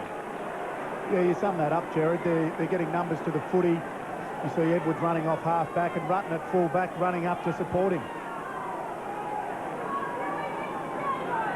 16 points. The Crows lead. They've got what breeze there is now at their back in this 3rd term. High one there. Adelaide free Rashudo. And could almost gob it from here, Big Roo. 6 men back in the goal square. Now they split. Welsh provides the first lead ignored. Stevens. Would you advise him to have a shot at this one, Wayne? The breeze has dropped off, but Roo has an almighty kick. He'll run around to the right to get a little bit extra distance.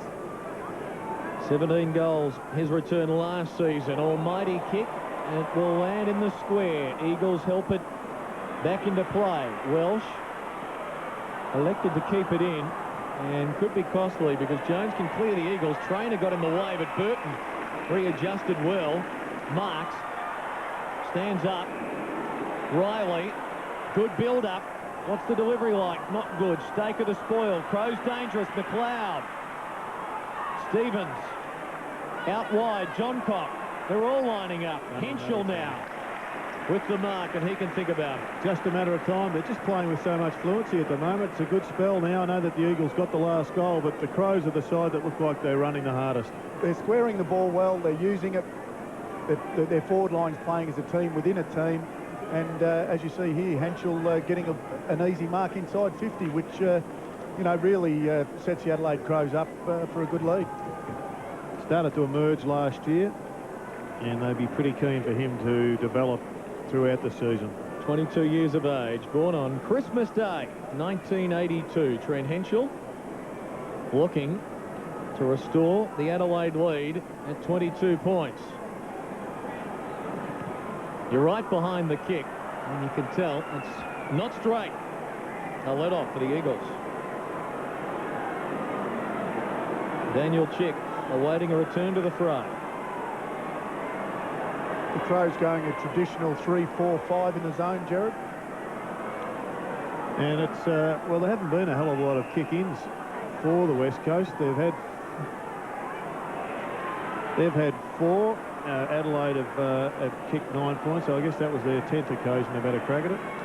Cousins now. This is where he likes it. Dancing down the outer wing on a couple of bounces. Sampi in space has got it. I mentioned he's had a quiet afternoon. This kick will be his first. And Ben Hart, who's been so good in playing off his man, helping out his fellow backman there, actually got burnt by a couple of his teammates because they didn't cover for him when he was covering for them earlier on. And now a very important kick for Ashley Sampi.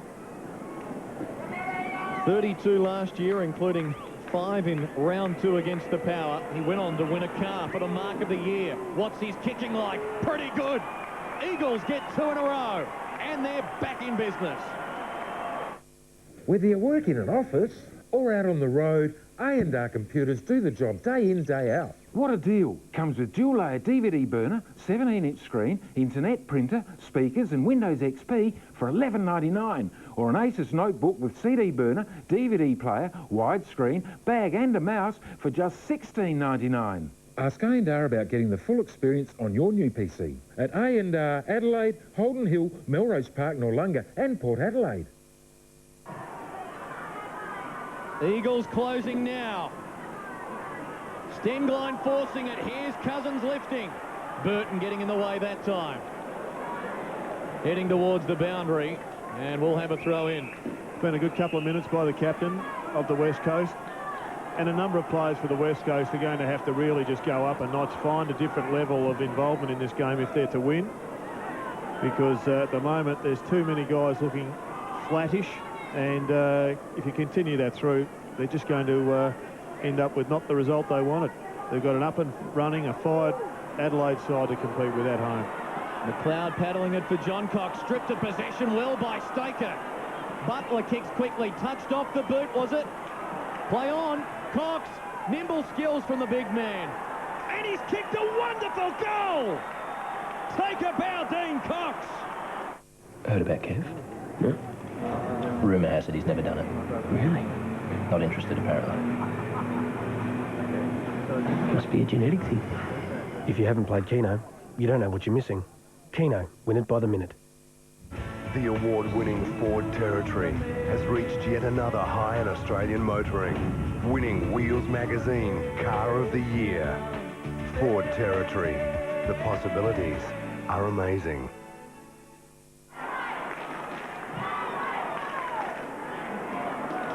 Centre clearance. Cousins. The skipper really lifting. Hanson, the target, has a couple to beat. Riley overruns it. Off the ricochet, Johncock under some pressure. Does he win a 3? Yes. Will it be 50? Yes. Matera went on with it. He'd heard the whistle. In fact, no, might not be a 50. There was an indication from one umpire that it may have been. John Cock away, meanwhile. There's the free kick, and he's away. He's running. 3 bounces. Down the centre corridor. Long to Edwards. Allows it to bounce. We're a punter, didn't let him go. Well done. He's lifted as well. Yeah. Good quarter.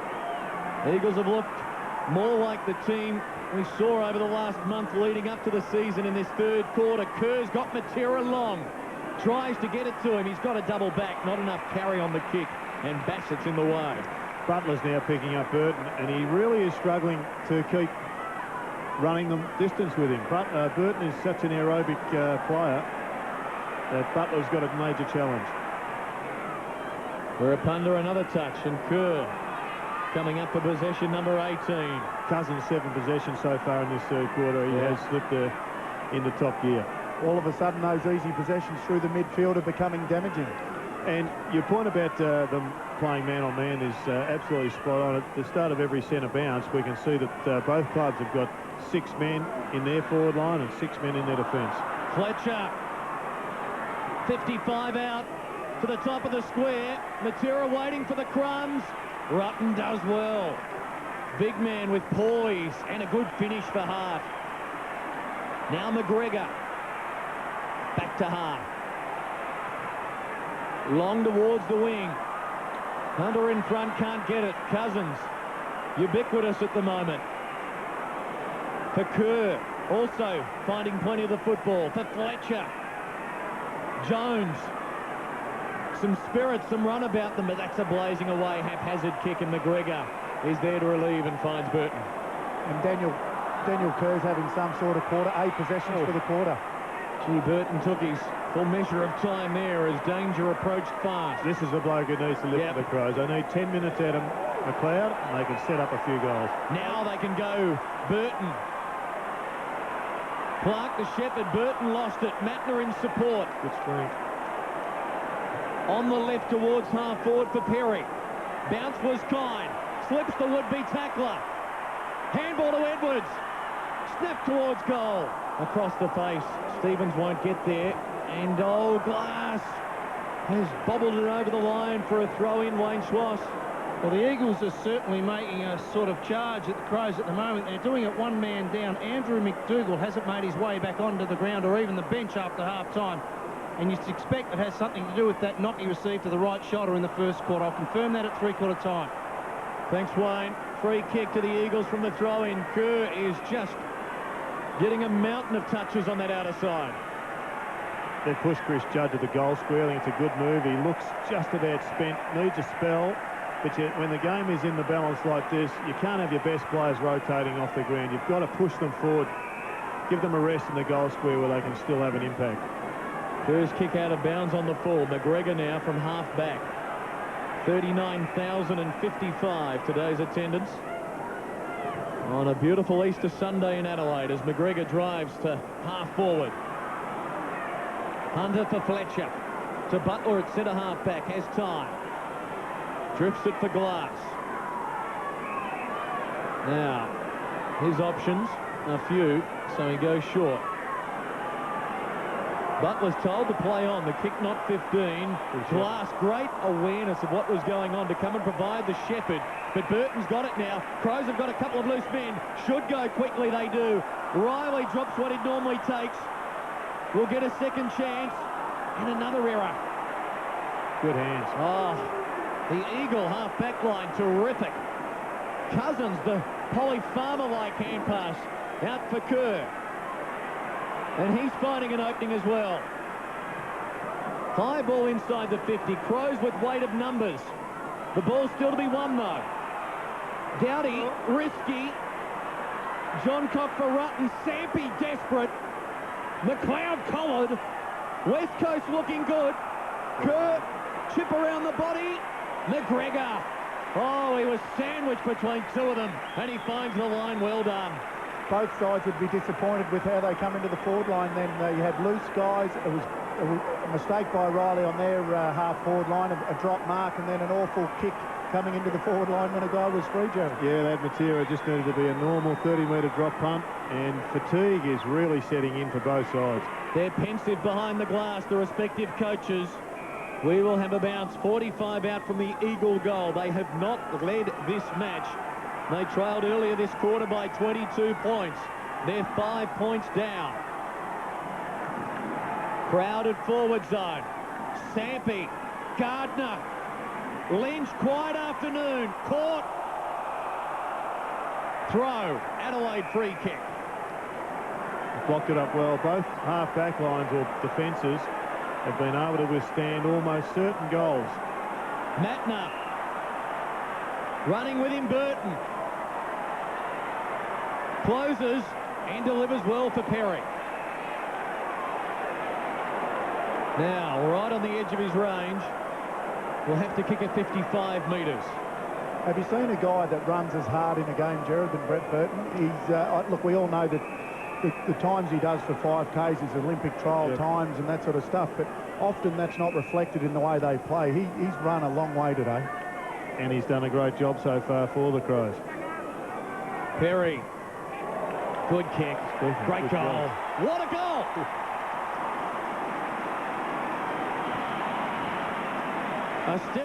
This A&R computer is jam-packed with goodies.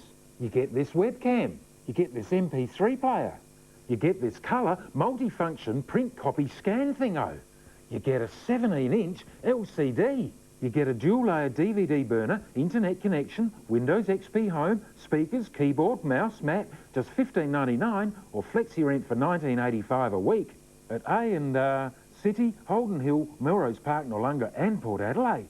In the middle, McLeod perhaps beginning to shrug his tag of Stengline. 4-0 possession-wise in this third term. Adelaide the clearance. Hart going long. Inside the 50. Perry wrestled out of it. Stevens caught. Rashudo can't get clear. Kerr hurries it for the boundary line. Wirapunda and Edwards pursuing. Not giving up. Well done. Begley now. Back for Bode. Long inside the 50. Glass in a wrestle there with Stevens. Stengline gets the touch. Now Banfield can go short for Wirapunda.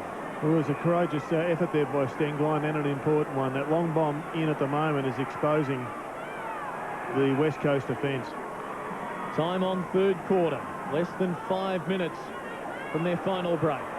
Judd in the goal square. He just looms as a danger player. Wirapunda for Hansen. Got to get it there, though. Gee, Burton is everywhere. Remember, he carried a hamstring injury into this start of the campaign. Good pressure. Skipworth got it away. Look out, danger in the form of Ashley Sampi, but Edwards having a terrific afternoon. The leading ball winner for the Crows with 18. Finds Bode. Should keep it moving. And does. Perry now. He's got Skipworth wide and half forward. Too far out to score is Hayden Skipworth, but if he can find a man here, they'll be well within range. Stevens, McLeod, Welsh and Rashudo are the four in the goal mouth for Adelaide. And it's all West Coast at the back of the pack. Banfield for Butler. No one on the mark, so he can laconically jog away. Got no one to give it to. They're just going to have to possess this footy. Gardner. Likewise. Bereft of options. Well, they've got Lynch, who's pushed up, and he wants to jog back. He needs to push forward to give a marking option. Wirapunda for Matera. Judd down there. Matera, check, off the ground, missed it. Rutten, pressure. Matera slipping, danger, caught, has to knock it out. Does so. Check to the goal square. Henshaw. And it's a Mark Page. Gee, don't know whether it was 15, but good enough. Now Begley. West Coast Eagles coming through the midfield. They look up and all that they see is a sea of Adelaide Crow jumpers. Johncock almost stopping in slow motion. Wide for Skipworth. Now they can look to go. He can run and then either draw Fletcher and give it to Hart or go to Begley. Chooses a little longer and it's a poor option and it's Hunter in the way. The fatigue is really making causing a lot of skill errors. What a quarter from Daniel Kerr.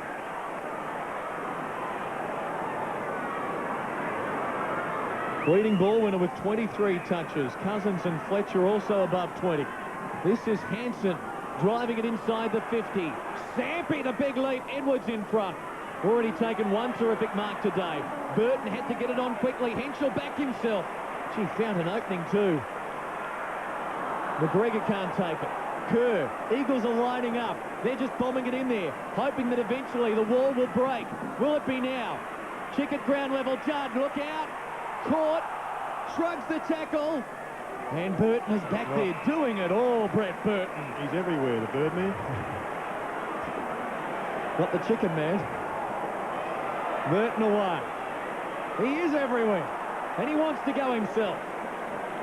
Reminds me of that kid at half-time taking on the whole field. That's right, he was under instructions. Oh. What price to go either way now in red time? Bode long to half forward. And Perry's got it. Too far out to score. Clock counting down. Crows' lead is 11 points. Perry. That's what he's looking at. Short for McLeod. Stengline wearing in close. McLeod's got it. Ran into Hunter. There was no tackle applied. He hurries the kick forward, and the Eagles again with numbers. This is Cox. Casting your eye across the field, who do you think has got the most run in their league, Blaine? Look, I think Adelaide are actually, they've actually taken the ball 26 times for the game, 26 times more, I think, for the game inside 50. So something like that anyway, Jared. I may have made a mistake. It may be 14 more times, but significant difference. Exactly right. So they seem to have the run, in particular, Brett Burton. Well, there's some run and there's some time for the Eagles still. Hunter's kick to the 50. Hansen, though, again's got two to beat, and he's in front, and he's got it. Still time. This is the important ball. You can take marks like that. It reduces the running requirements. And I haven't been able to find people to take a contested mark, if you like, in that forward 50. Well, he's too far out to score, and that clock is running down. Time off blown. Now back on.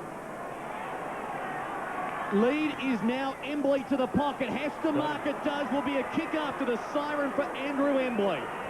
And he kicked one from almost exactly this position early in the quarter, from memory. Wow. 11 points the deficit for the Eagles. They've kicked just 6 goals today. Andrew Embley kicked one of them earlier this quarter. This is a big one. It's tough from here. On the boundary line. Hometown fans trying to put him off. Kick on its way, missing. Negotiation between the boundary and goal umpire are behind, and our margin is 10 points. Just to clarify that, Jared, it was actually 14 to 13 inside 50. So I made a terrible mistake there. No, I think that sometimes the inside 50s don't tell the full story. I think your eyes are telling you what you're indicating, and that is that the Crows are running the quickest. And the point I was making, in an albeit roundabout way, was that Neil Craig is the scientist. And maybe his background in physiology in this early part of the season is going to determine who runs out this game the best. And we will find out on the other side of this break. It's the Crows leading by 10 points.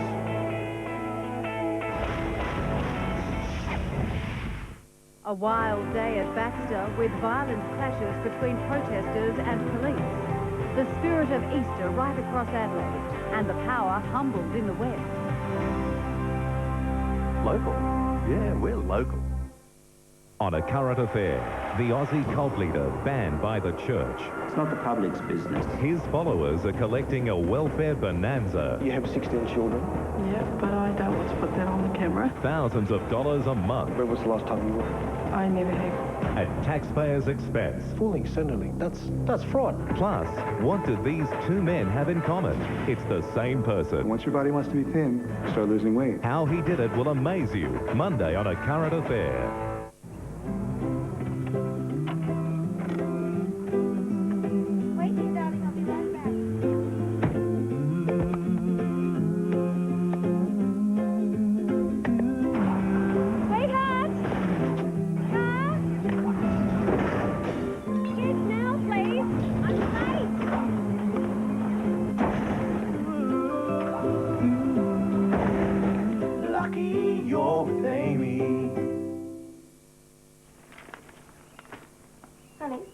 to do some shopping.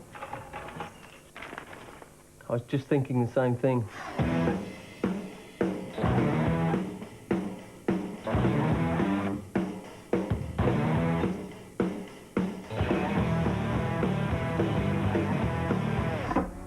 Hey, did you buy anything?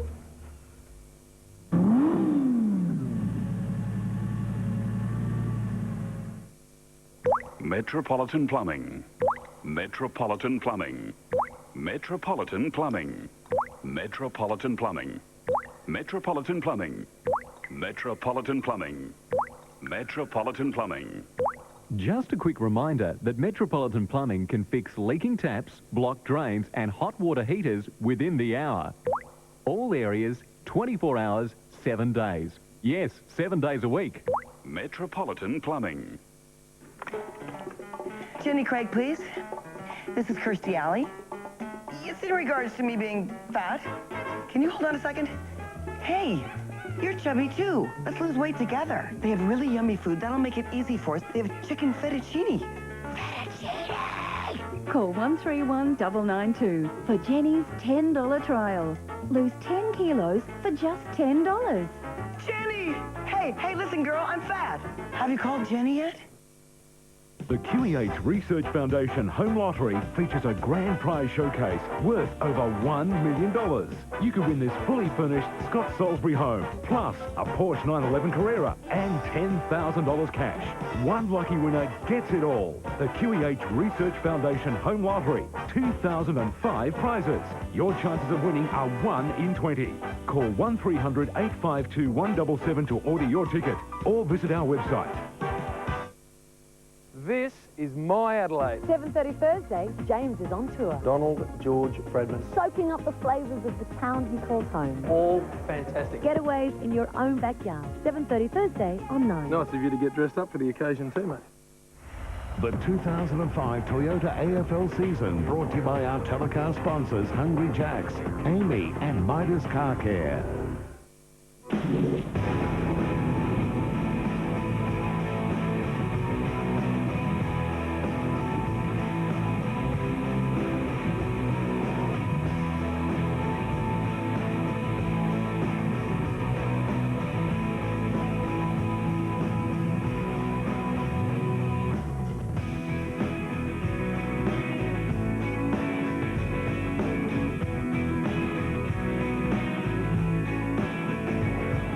Don't anyone ever say that big men don't enjoy kicking goals, and that one from Dean Cox, vital for the Eagles, one of 6 goal kickers to three-quarter time.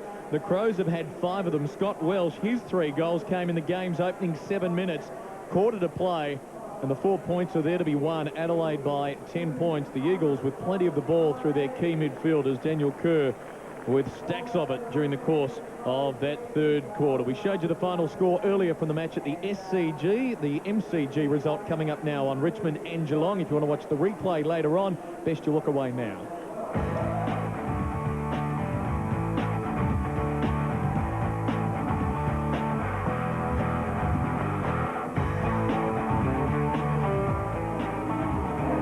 Things at ground level, here's Wayne Schloss.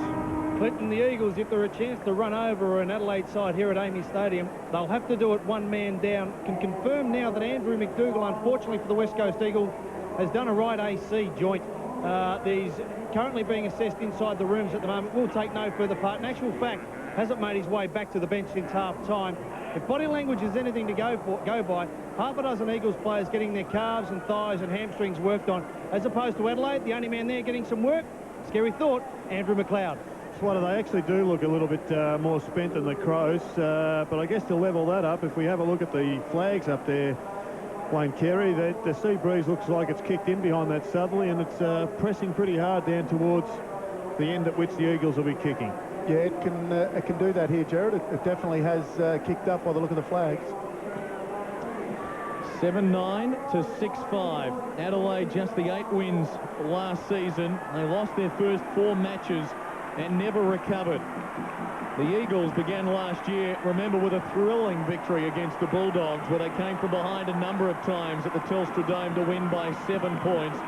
They went to September. McLeod a lot of work to do. Can Sampi come back and be the forward hero We'll find out. Eagles to the left, Crows to the right. The ruckman, Cox and Hudson to get us underway. Cousins had plenty of it in the third quarter as well. Driving it quickly. Watch for them to be long and direct in this term. Bassett for Edwards. If the Crows get the first 2 goals, you think they'll be able to shut it down on a low-scoring afternoon. Burton continuing to find the football. 19 possessions now. Rashudo. On for Edwards. About to run into a sea of blue jumpers. McGregor waiting for the Rashudo handball. Bassett from fullback with some run. Riley. Welsh. Important bounce. Oh, look at the desperation of Wirrapunda. Jones not expecting the handball, though. And Johncock, a little dinky kick for Riley, a beauty. Lines it up. Oh, hits the post. And we talked about Andrew McLeod having to lift in the last quarter. He's actually started on a half-back flank, Jared. Well, it's not a bad spot. If he's being tagged out of the match, you've got to make a change. You just don't keep letting him run himself into the ground. I think Chris Judd has run himself into the ground trying to break his tag, and they haven't had a lot out of him. So I think a push to the back flank for McLeod is a top-line move. Oh, look at this. Wirrapunda loading up the top, almost driving it to the centre circle. But it's ineffective because Shirley is going to send it half the way back the other way. Wirrapunda comes out at full stretch. Stevens. Boundary line was the best result for the Crows. Glass kept it in. Now Wirrapunda for Braun. Embley the target. Big leap over the top and spoiled, but it's gone straight to Fletcher. And it's landed in the lap of Stengline. A big game. Good run off full back by Hunter. And he can't hang on to it. Oh, he's paid it. Play on. Sampi deep to the goal square. Hey, gee, that carried. All of 55 metres for a behind. It's important when, like we just spoke about, Andrew McLeod going to a half-back flank, but Tyson Stengline playing now as a half-forward and took that mark. He's not tagging Andrew McLeod now. He's playing as a half-forward. So he'll remain dangerous. And I thought it was important for the Eagles to get some run from other areas, and Hunter pushed down from the half-back line. Haven't really had any other long driving runs from outside of their midfielders. Umpire whistled the high tackle there. Some Eagle fans thought it shouldn't have been a mark. McGregor with the mark there. I think win, lose or draw here, the Crows are going to be a pretty competitive unit. I think we've seen that straight up. Danger here. Braun. He could have kept on running. Elects to go to Embley in the pocket. McGregor from the other direction. Can Embley keep it in? No. Boundary throw in. Geez, he only had to do the Wayne Harms there because he had a teammate in the goal square. Kenny, Sheldon? It was a dangerous kick across ground to Ben Hart. He had to make that decision a lot quicker than what he did. He held it for far too long. 10 points. Crows lead. Yet to see a goal in the final term. Lynch, Cox there for the Eagles. And we'll have a bounce. And there's Shirley with Judd. And they have been together right throughout this match. We haven't mentioned the job of Banfield on Mark Rashudo today. I think he's been nothing short of great, Jared. The 3 taggers, the blokes that were set major jobs, have done a sensational performance. Burton getting hit-outs as well. McLeod, a perhaps deliberate fumble over for a boundary throw-in. How will this unfold in the final 17 minutes? Eagles record here, remember, 2 wins from 12 starts against the Crows. The last of them 9 years ago as Riley tries to clear the danger zone. Rashudo against his opposite number in skipper terms. Cousins rode the bump. Edwards wins the football. Butler got a hand to it first. Has support. Did well. And did very well. Found Lynch. He's actually done a reasonable job on the Birdman since he's been moved on to him. McGregor about to run into Stengline. Ball held in a bounce. Fantastic tackle because Mark Stevens just went off the ground, Skipworth on, and he was free on the wing. Stengline wearing some bruises from former comrades. Oh, Cox, clever. Braun, can he get it onto Lynch or Cousins? He tried. McGregor was desperate, though, and did very well. And that could be a big play. Edwards for a shooto. Low to Welsh. Can't hang on. Riley following up. Judd the tackle. Play on the call. Still the Crows go. Skipworth for Perry. Would have to kick it all of 51. Thinking about the Rashudo lead. Turns it down. And these are the goals that Ian Perry has to kick. He's worked hard on his kicking. He's actually become a fairly reliable kick at goal, and he works hard as he's at his routine during the week. You have just put the big moz on it. He kicked 4 against the Tigers round 20 last year. Just the 8 goals for the season in his 10 games. Kicked 1 in the 3rd term. That's what he's looking at. The left footer hooks it. Will be helped over for a boundary throwing. Pretty tough kick from out there. Into that wind, he would have to kick it. I guess the equivalent in a no-wind day of about 65 metres, and that's a huge kick if you want to gain accuracy as well. Local fans getting involved. Deep in attack, the Crows. Still awaiting our first goal of the final stanza. Eagles under pressure. Do well. Banfield got it to Fletcher. And Stenglein appealing for the free. No joy. Kerr's been terrific with 24 touches. Still just 21 years of age. Already 85 games under his belt now.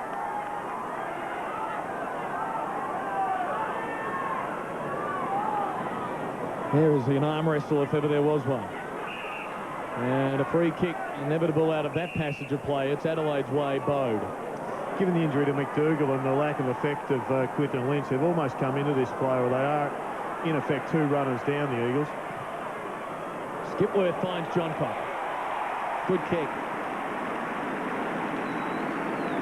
And now Graham Johncock can line up his first goal of the year. Big move here, Wayne. Yeah, Brett Burton off and Mattner on. I'm not sure whether Burton's injured, but he might have just run himself into the ground. He's run a lot. How do you look to you, Schwatter, down there alongside? He's a spent force at the moment, but there's not too many problems. He's just a tired young man, as are the rest of the players from both sides. Important kick here for Graham Johncock to restore a handy buffer for the Crows, and he's missed it as well. 7 goals, 11 today.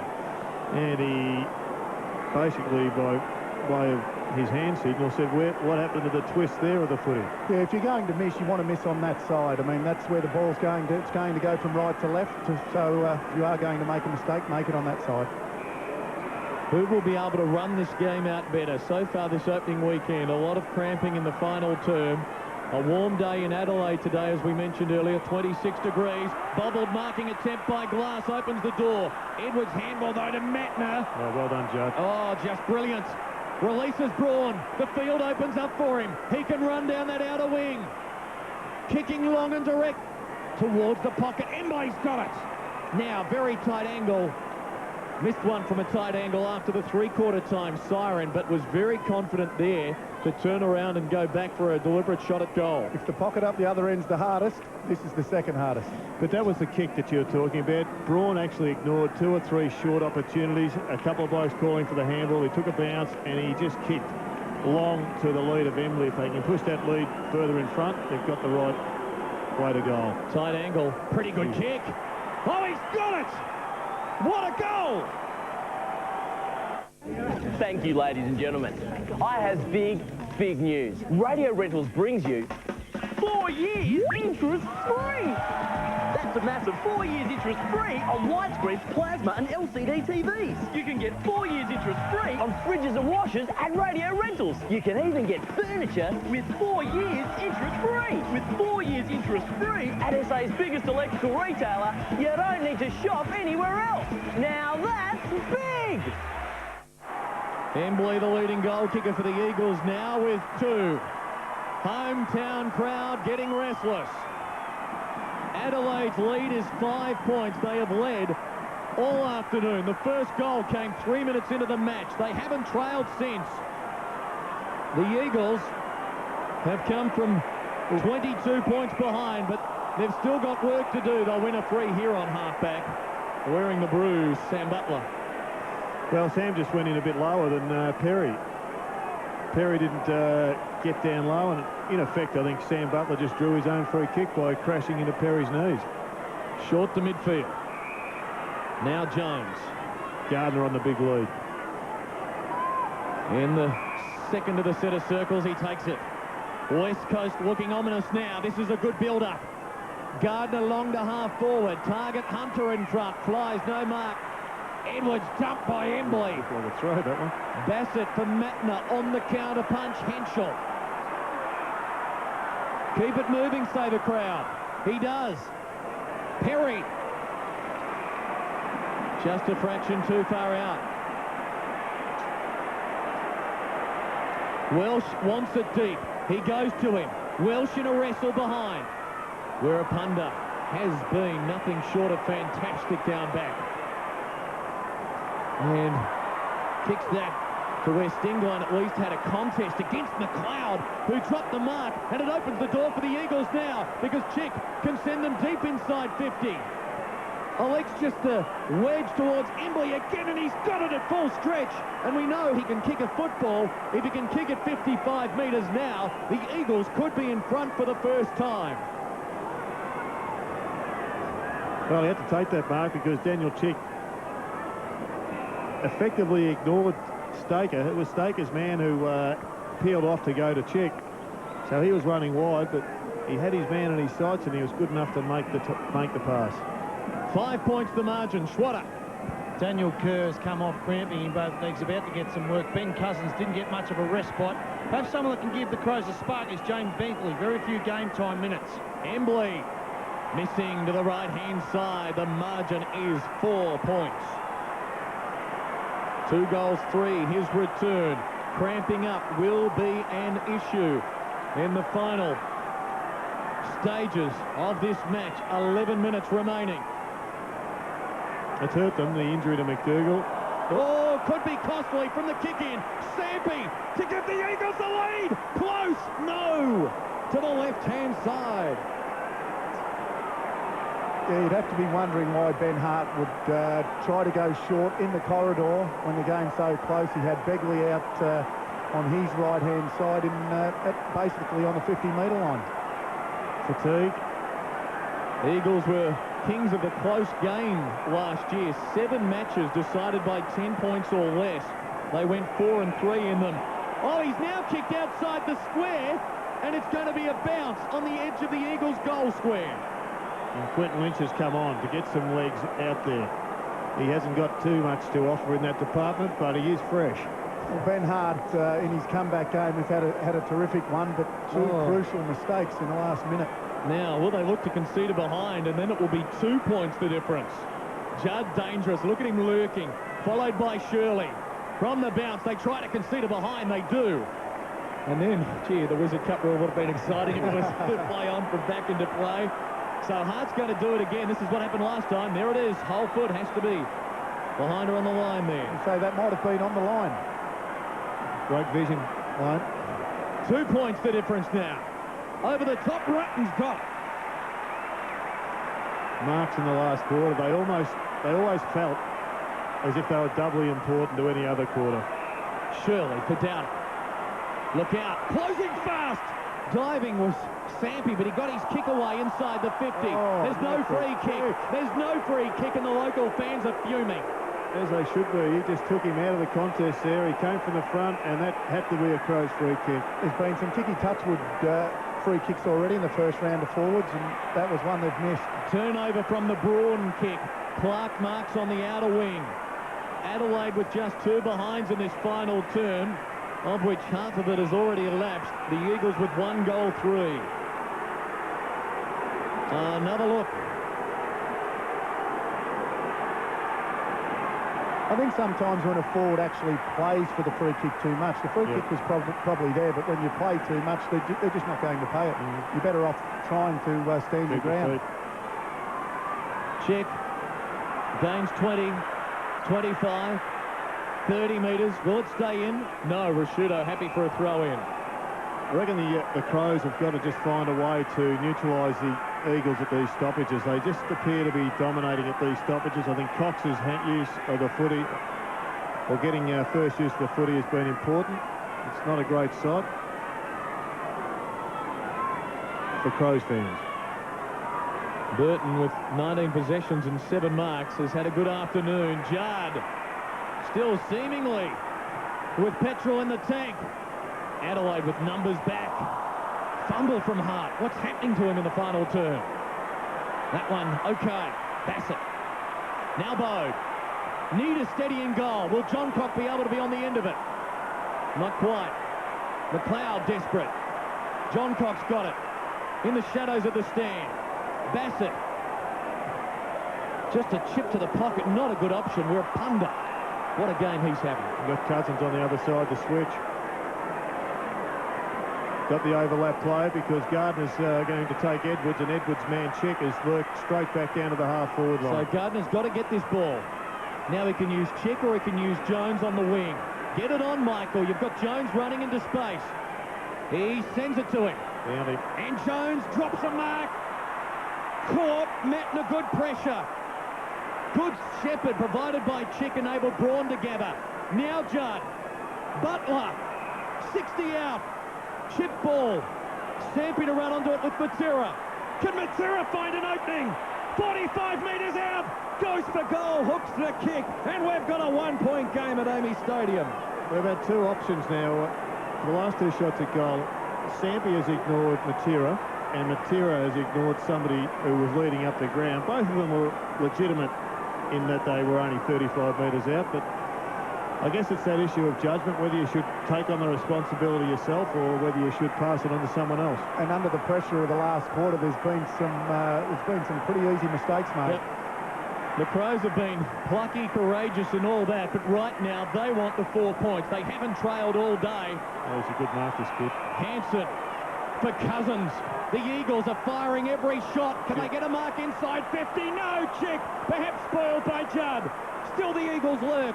Stampy is tied up.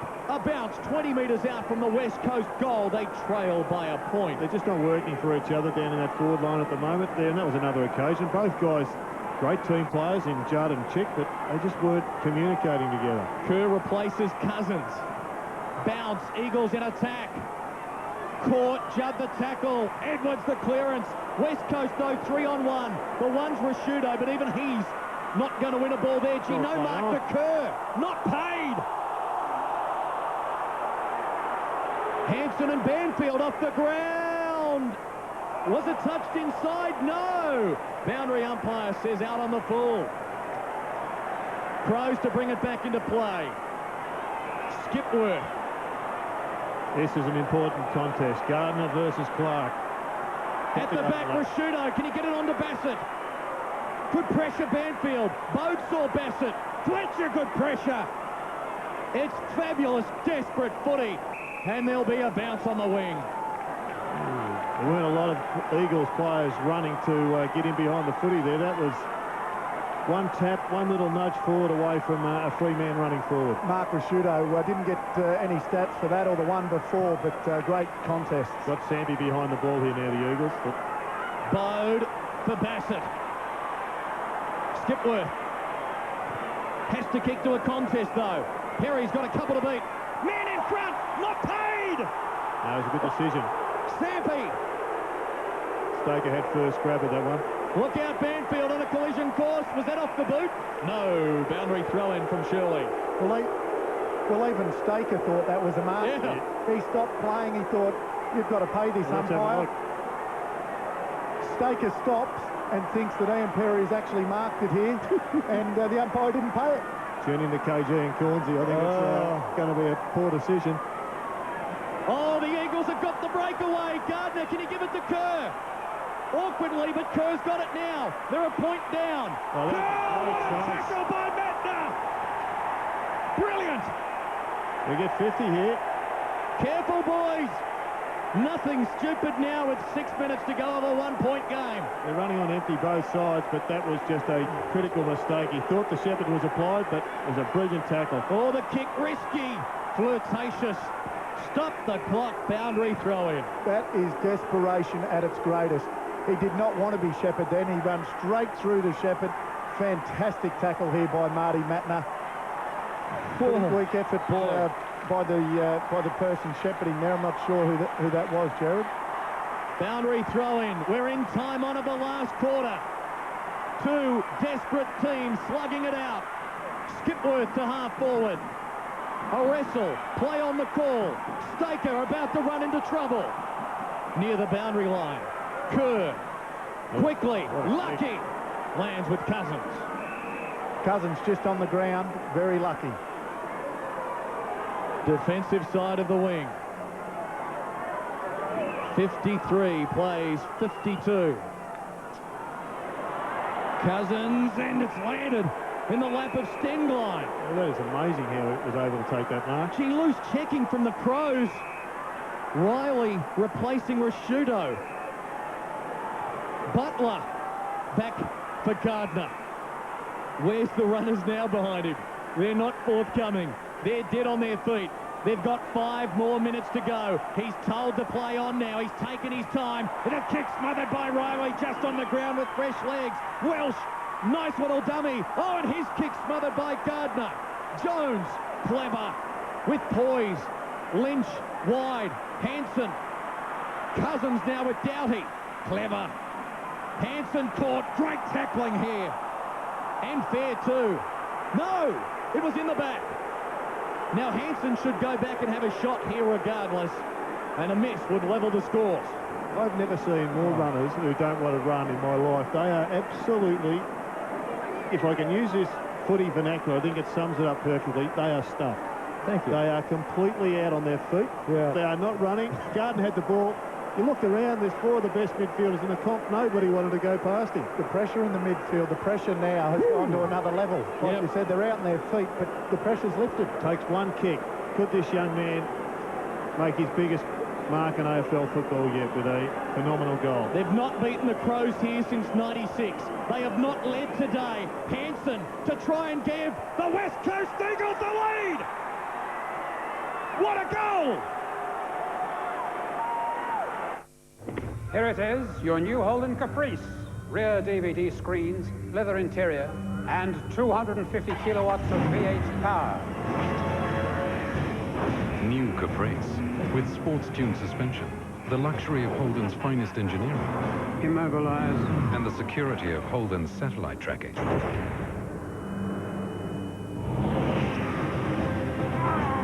Caprice.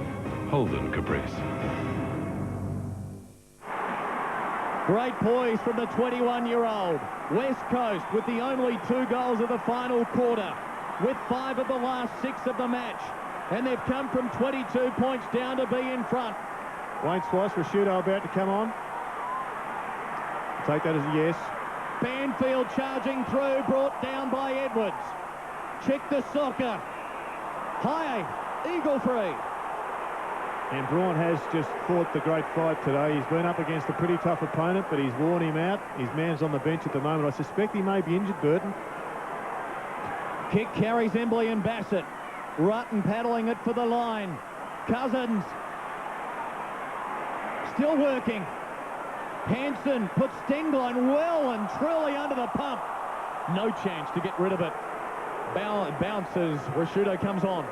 Brett Burton would have to be injured because he was in such good form. To be sitting on the bench in this last quarter is very surprising if he's not. I think he's got ice on a calf muscle. We'll get Wayne Swice to get off out of his lounge chair, Swatter. Jared, he's got a strapping and some ice on his left thigh. You got to keep out of those corporate boxes, one. I wish a certain commentator didn't suggest to the Crow supporters they were going to finish last. It's been a long afternoon down here. A wise man if they're going to squander a 22-point lead here, Schwatter. 5 points West Coast advantage. Who will lift the Crows here in their desperate hour of need? Maybe Brent Riley. Edwards near the boundary line. Just got to find a way to break here. 3 minutes, plenty of time to go. But must find a way to get the ball to the other side of the ground or edge their way through this clogged forward line the Eagles have got. They've only got the Eagles 5 players outside of the forward 50. Crows just 2 behinds in this final term, including a poster from Riley. Here's a chance if they can get a mark. They've got it. Bode. Less than 3 minutes. McLeod kicks into gear. Kicks to the outer wing. Perry waiting down. Henshaw with him. Gee, good tackle. Hunter's been all right down back, and he did very well there. Banfield for Cousins. Ran into Shirley. Play on. Umps letting them go here. Cousins may be hurt. Dislocated finger, perhaps. This kid's killed them. Mattner away. High ball to the wing. Perry, you've got to make it. He can't blast the mark. Cousins still hurt. He can go back. Quentin Lynch is on his own, but it's a dangerous kick. Finger on the left hand for Ben Cousins as we work our way towards 2 minutes. It had happened prior to that. Glass towards half-forward. All Crows should get it. Oh, no talk. Kick. Hunter, Hanson, Fletcher. One more could do it. This could be it, Embley. A question of accuracy now. Inside of 2 minutes. He's cramping up as well. Cox replaces Lynch. The clock is stopped. Frozen at 1:59. Players' joints freezing and seizing up on them as West Coast look at a come-from-behind victory to start the season. You summed it up a little bit earlier, Jared, when you said that Staker and Glass across that half-back line for West Coast have been the guys that have really stood up. It's actually got to the Crows half-forward line on several times in this last quarter, but not able to get it past there. Yep. And this is almost like, to keep the tennis analogies going, an injury timeout in a Grand Slam final as Embley given time to stretch out. Good numbers today. And if he kicks straight here, he'll have his third, and the Eagles will just about have the points. He kicks the goal. West Coast lead it now by 11 points. This is a typical day inside a typical Cash Converter store. It's plain to see that buying quality goods at Cash Converters is the smart, convenient alternative. You'll discover fantastic quality and top brands at unbelievable prices every day. And you shop with confidence at Cash Converters because you're covered by an up to 90-day replace, repair or refund warranty on almost everything. Convenient shopping and our excellent warranty. More good reasons why Cash Converters is a better way to sell and a great place to shop. The locals think this game is done. I tell you what, a quick set of clearance here and a break might have them looking for their seats again. I'd never leave an 11-point game. 26-minute mark, final term, showing on the scoreboard clock. Who will get the clearance? No one to this point.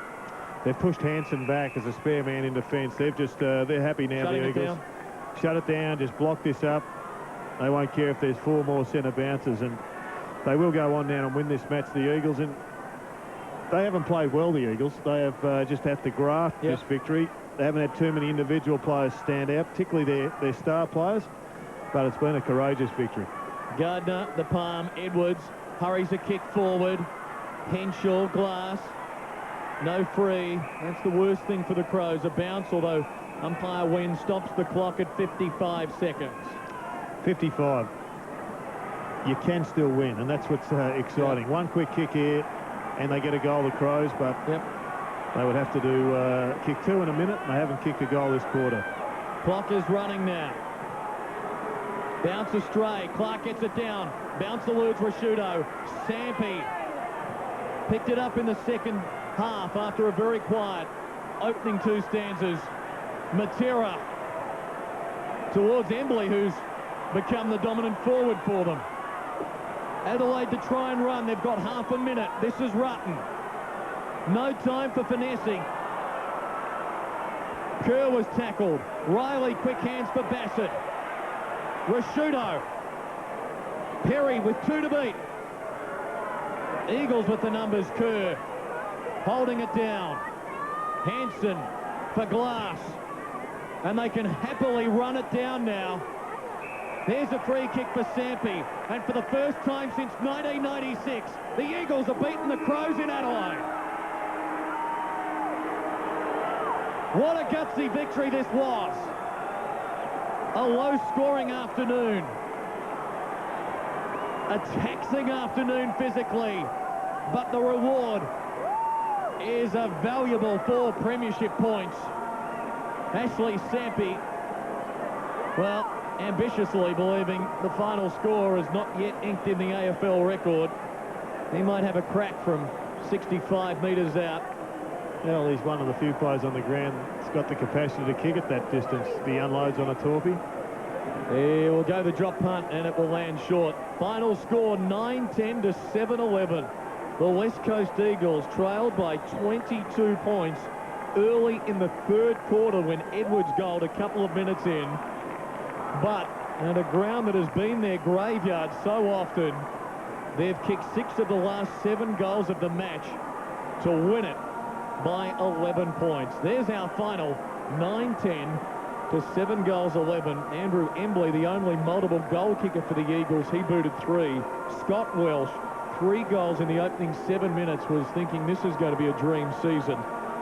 Could not add to his tally after that.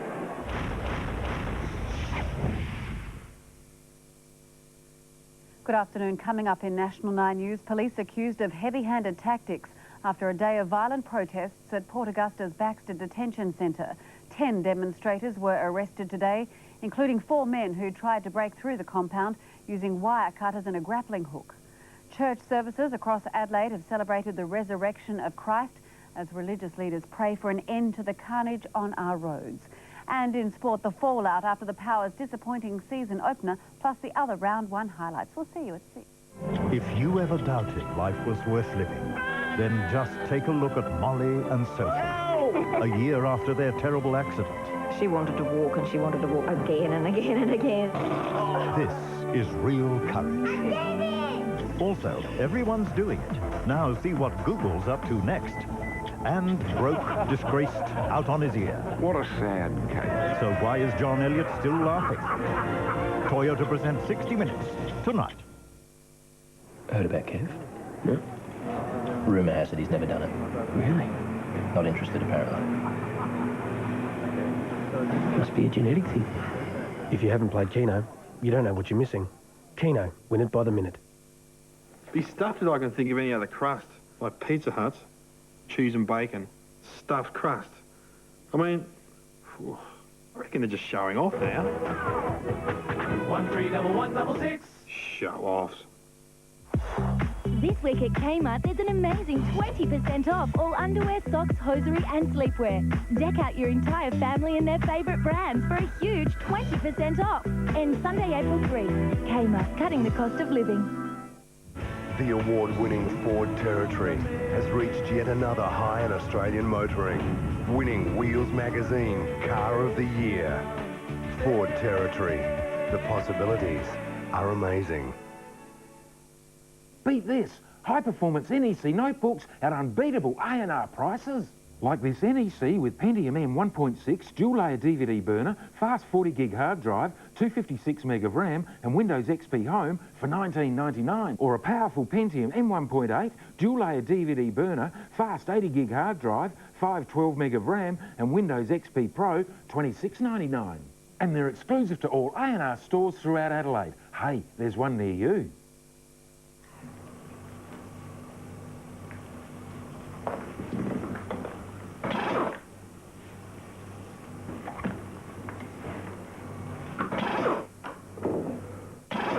Nine-piece Tiger Seat cover pack, just $49.99. Blaupunkt Monte Carlo CD tuner pack with bonus speakers, $299. Pro Lift Garage pack with trolley jack, axle stands, creeper and carry bag, $99 the lot. The QEH Research Foundation Home Lottery is back, and the grand prize packages are incredible. You could win this second grand prize, a Chaparral Sports Cruiser, plus an Alaskan cruise and Canadian Rockies holiday, and cash. One lucky winner gets it all. The QEH Research Foundation Home Lottery features 2005 prizes, a home, vehicles, holidays, and more. Your ticket is in the bell for each and every draw. Order your tickets by phone or online, and thank you for your support. Yeah, look, I thought we saw a real change in the game halfway through the second quarter. The Eagles started to bottle it up. Adelaide were in control at that stage, and really from there, there was a lot more man-on-man football, Jared. And look, the Eagles were just far too good. Guys like Cousins and Kerr, Fletcher, in the last quarter especially, were guys that really stood up for them. They won the ball around the stoppages, and Adelaide just didn't have the same. You know, they're better players. Edwards in the last quarter really didn't have an impact. He went forward. Gee, it looks like it meant something. How much for this man, Tyson Stenglein, with Wayne Schwass? Certainly meant something, Clinton, but I guess it's a sign of an individual. Tyson just asked me if it was okay. He went and said good day to a few of his ex-teammates.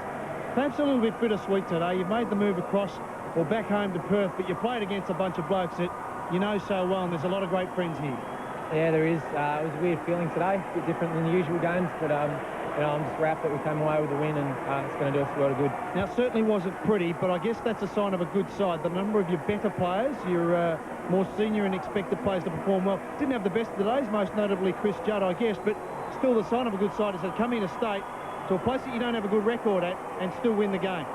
Yeah, John's been, you know, over the whole pre-season trying to work with us on team balance and everyone doing their bit. And I think today, right across the board, the team was very good. And you know, when the younger guys can stand up if the older guys aren't playing too well, that's a sign that we're going to be doing okay. What was the feeling 30 seconds before the opening bounce, realising that this is it, I'm playing against my old side I've spent 6 years at? Yeah, I don't know. It was a weird feeling, as I said before. But you know, it was familiar ground for me, so you know, it was nice just to get it out of the way. Congratulations, all the best. Thanks a lot. Cheers. Tyson Stenglein today with 14 possessions and 5 marks against his old club. The Eagles going down to acknowledge their pocket of support. The crowd of 39,055 largely going home disappointed. The West Coast Eagles returning to Perth with the points. They've won it 9-10 to 7-11.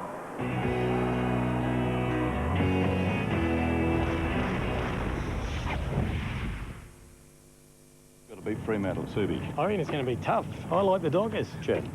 Rob, here. It's on in the Channel 9 car park. Beautifully down to Chad Corns and across to Bickley. Can you believe that? Yes, Bix. Right here, Bickley's kicks a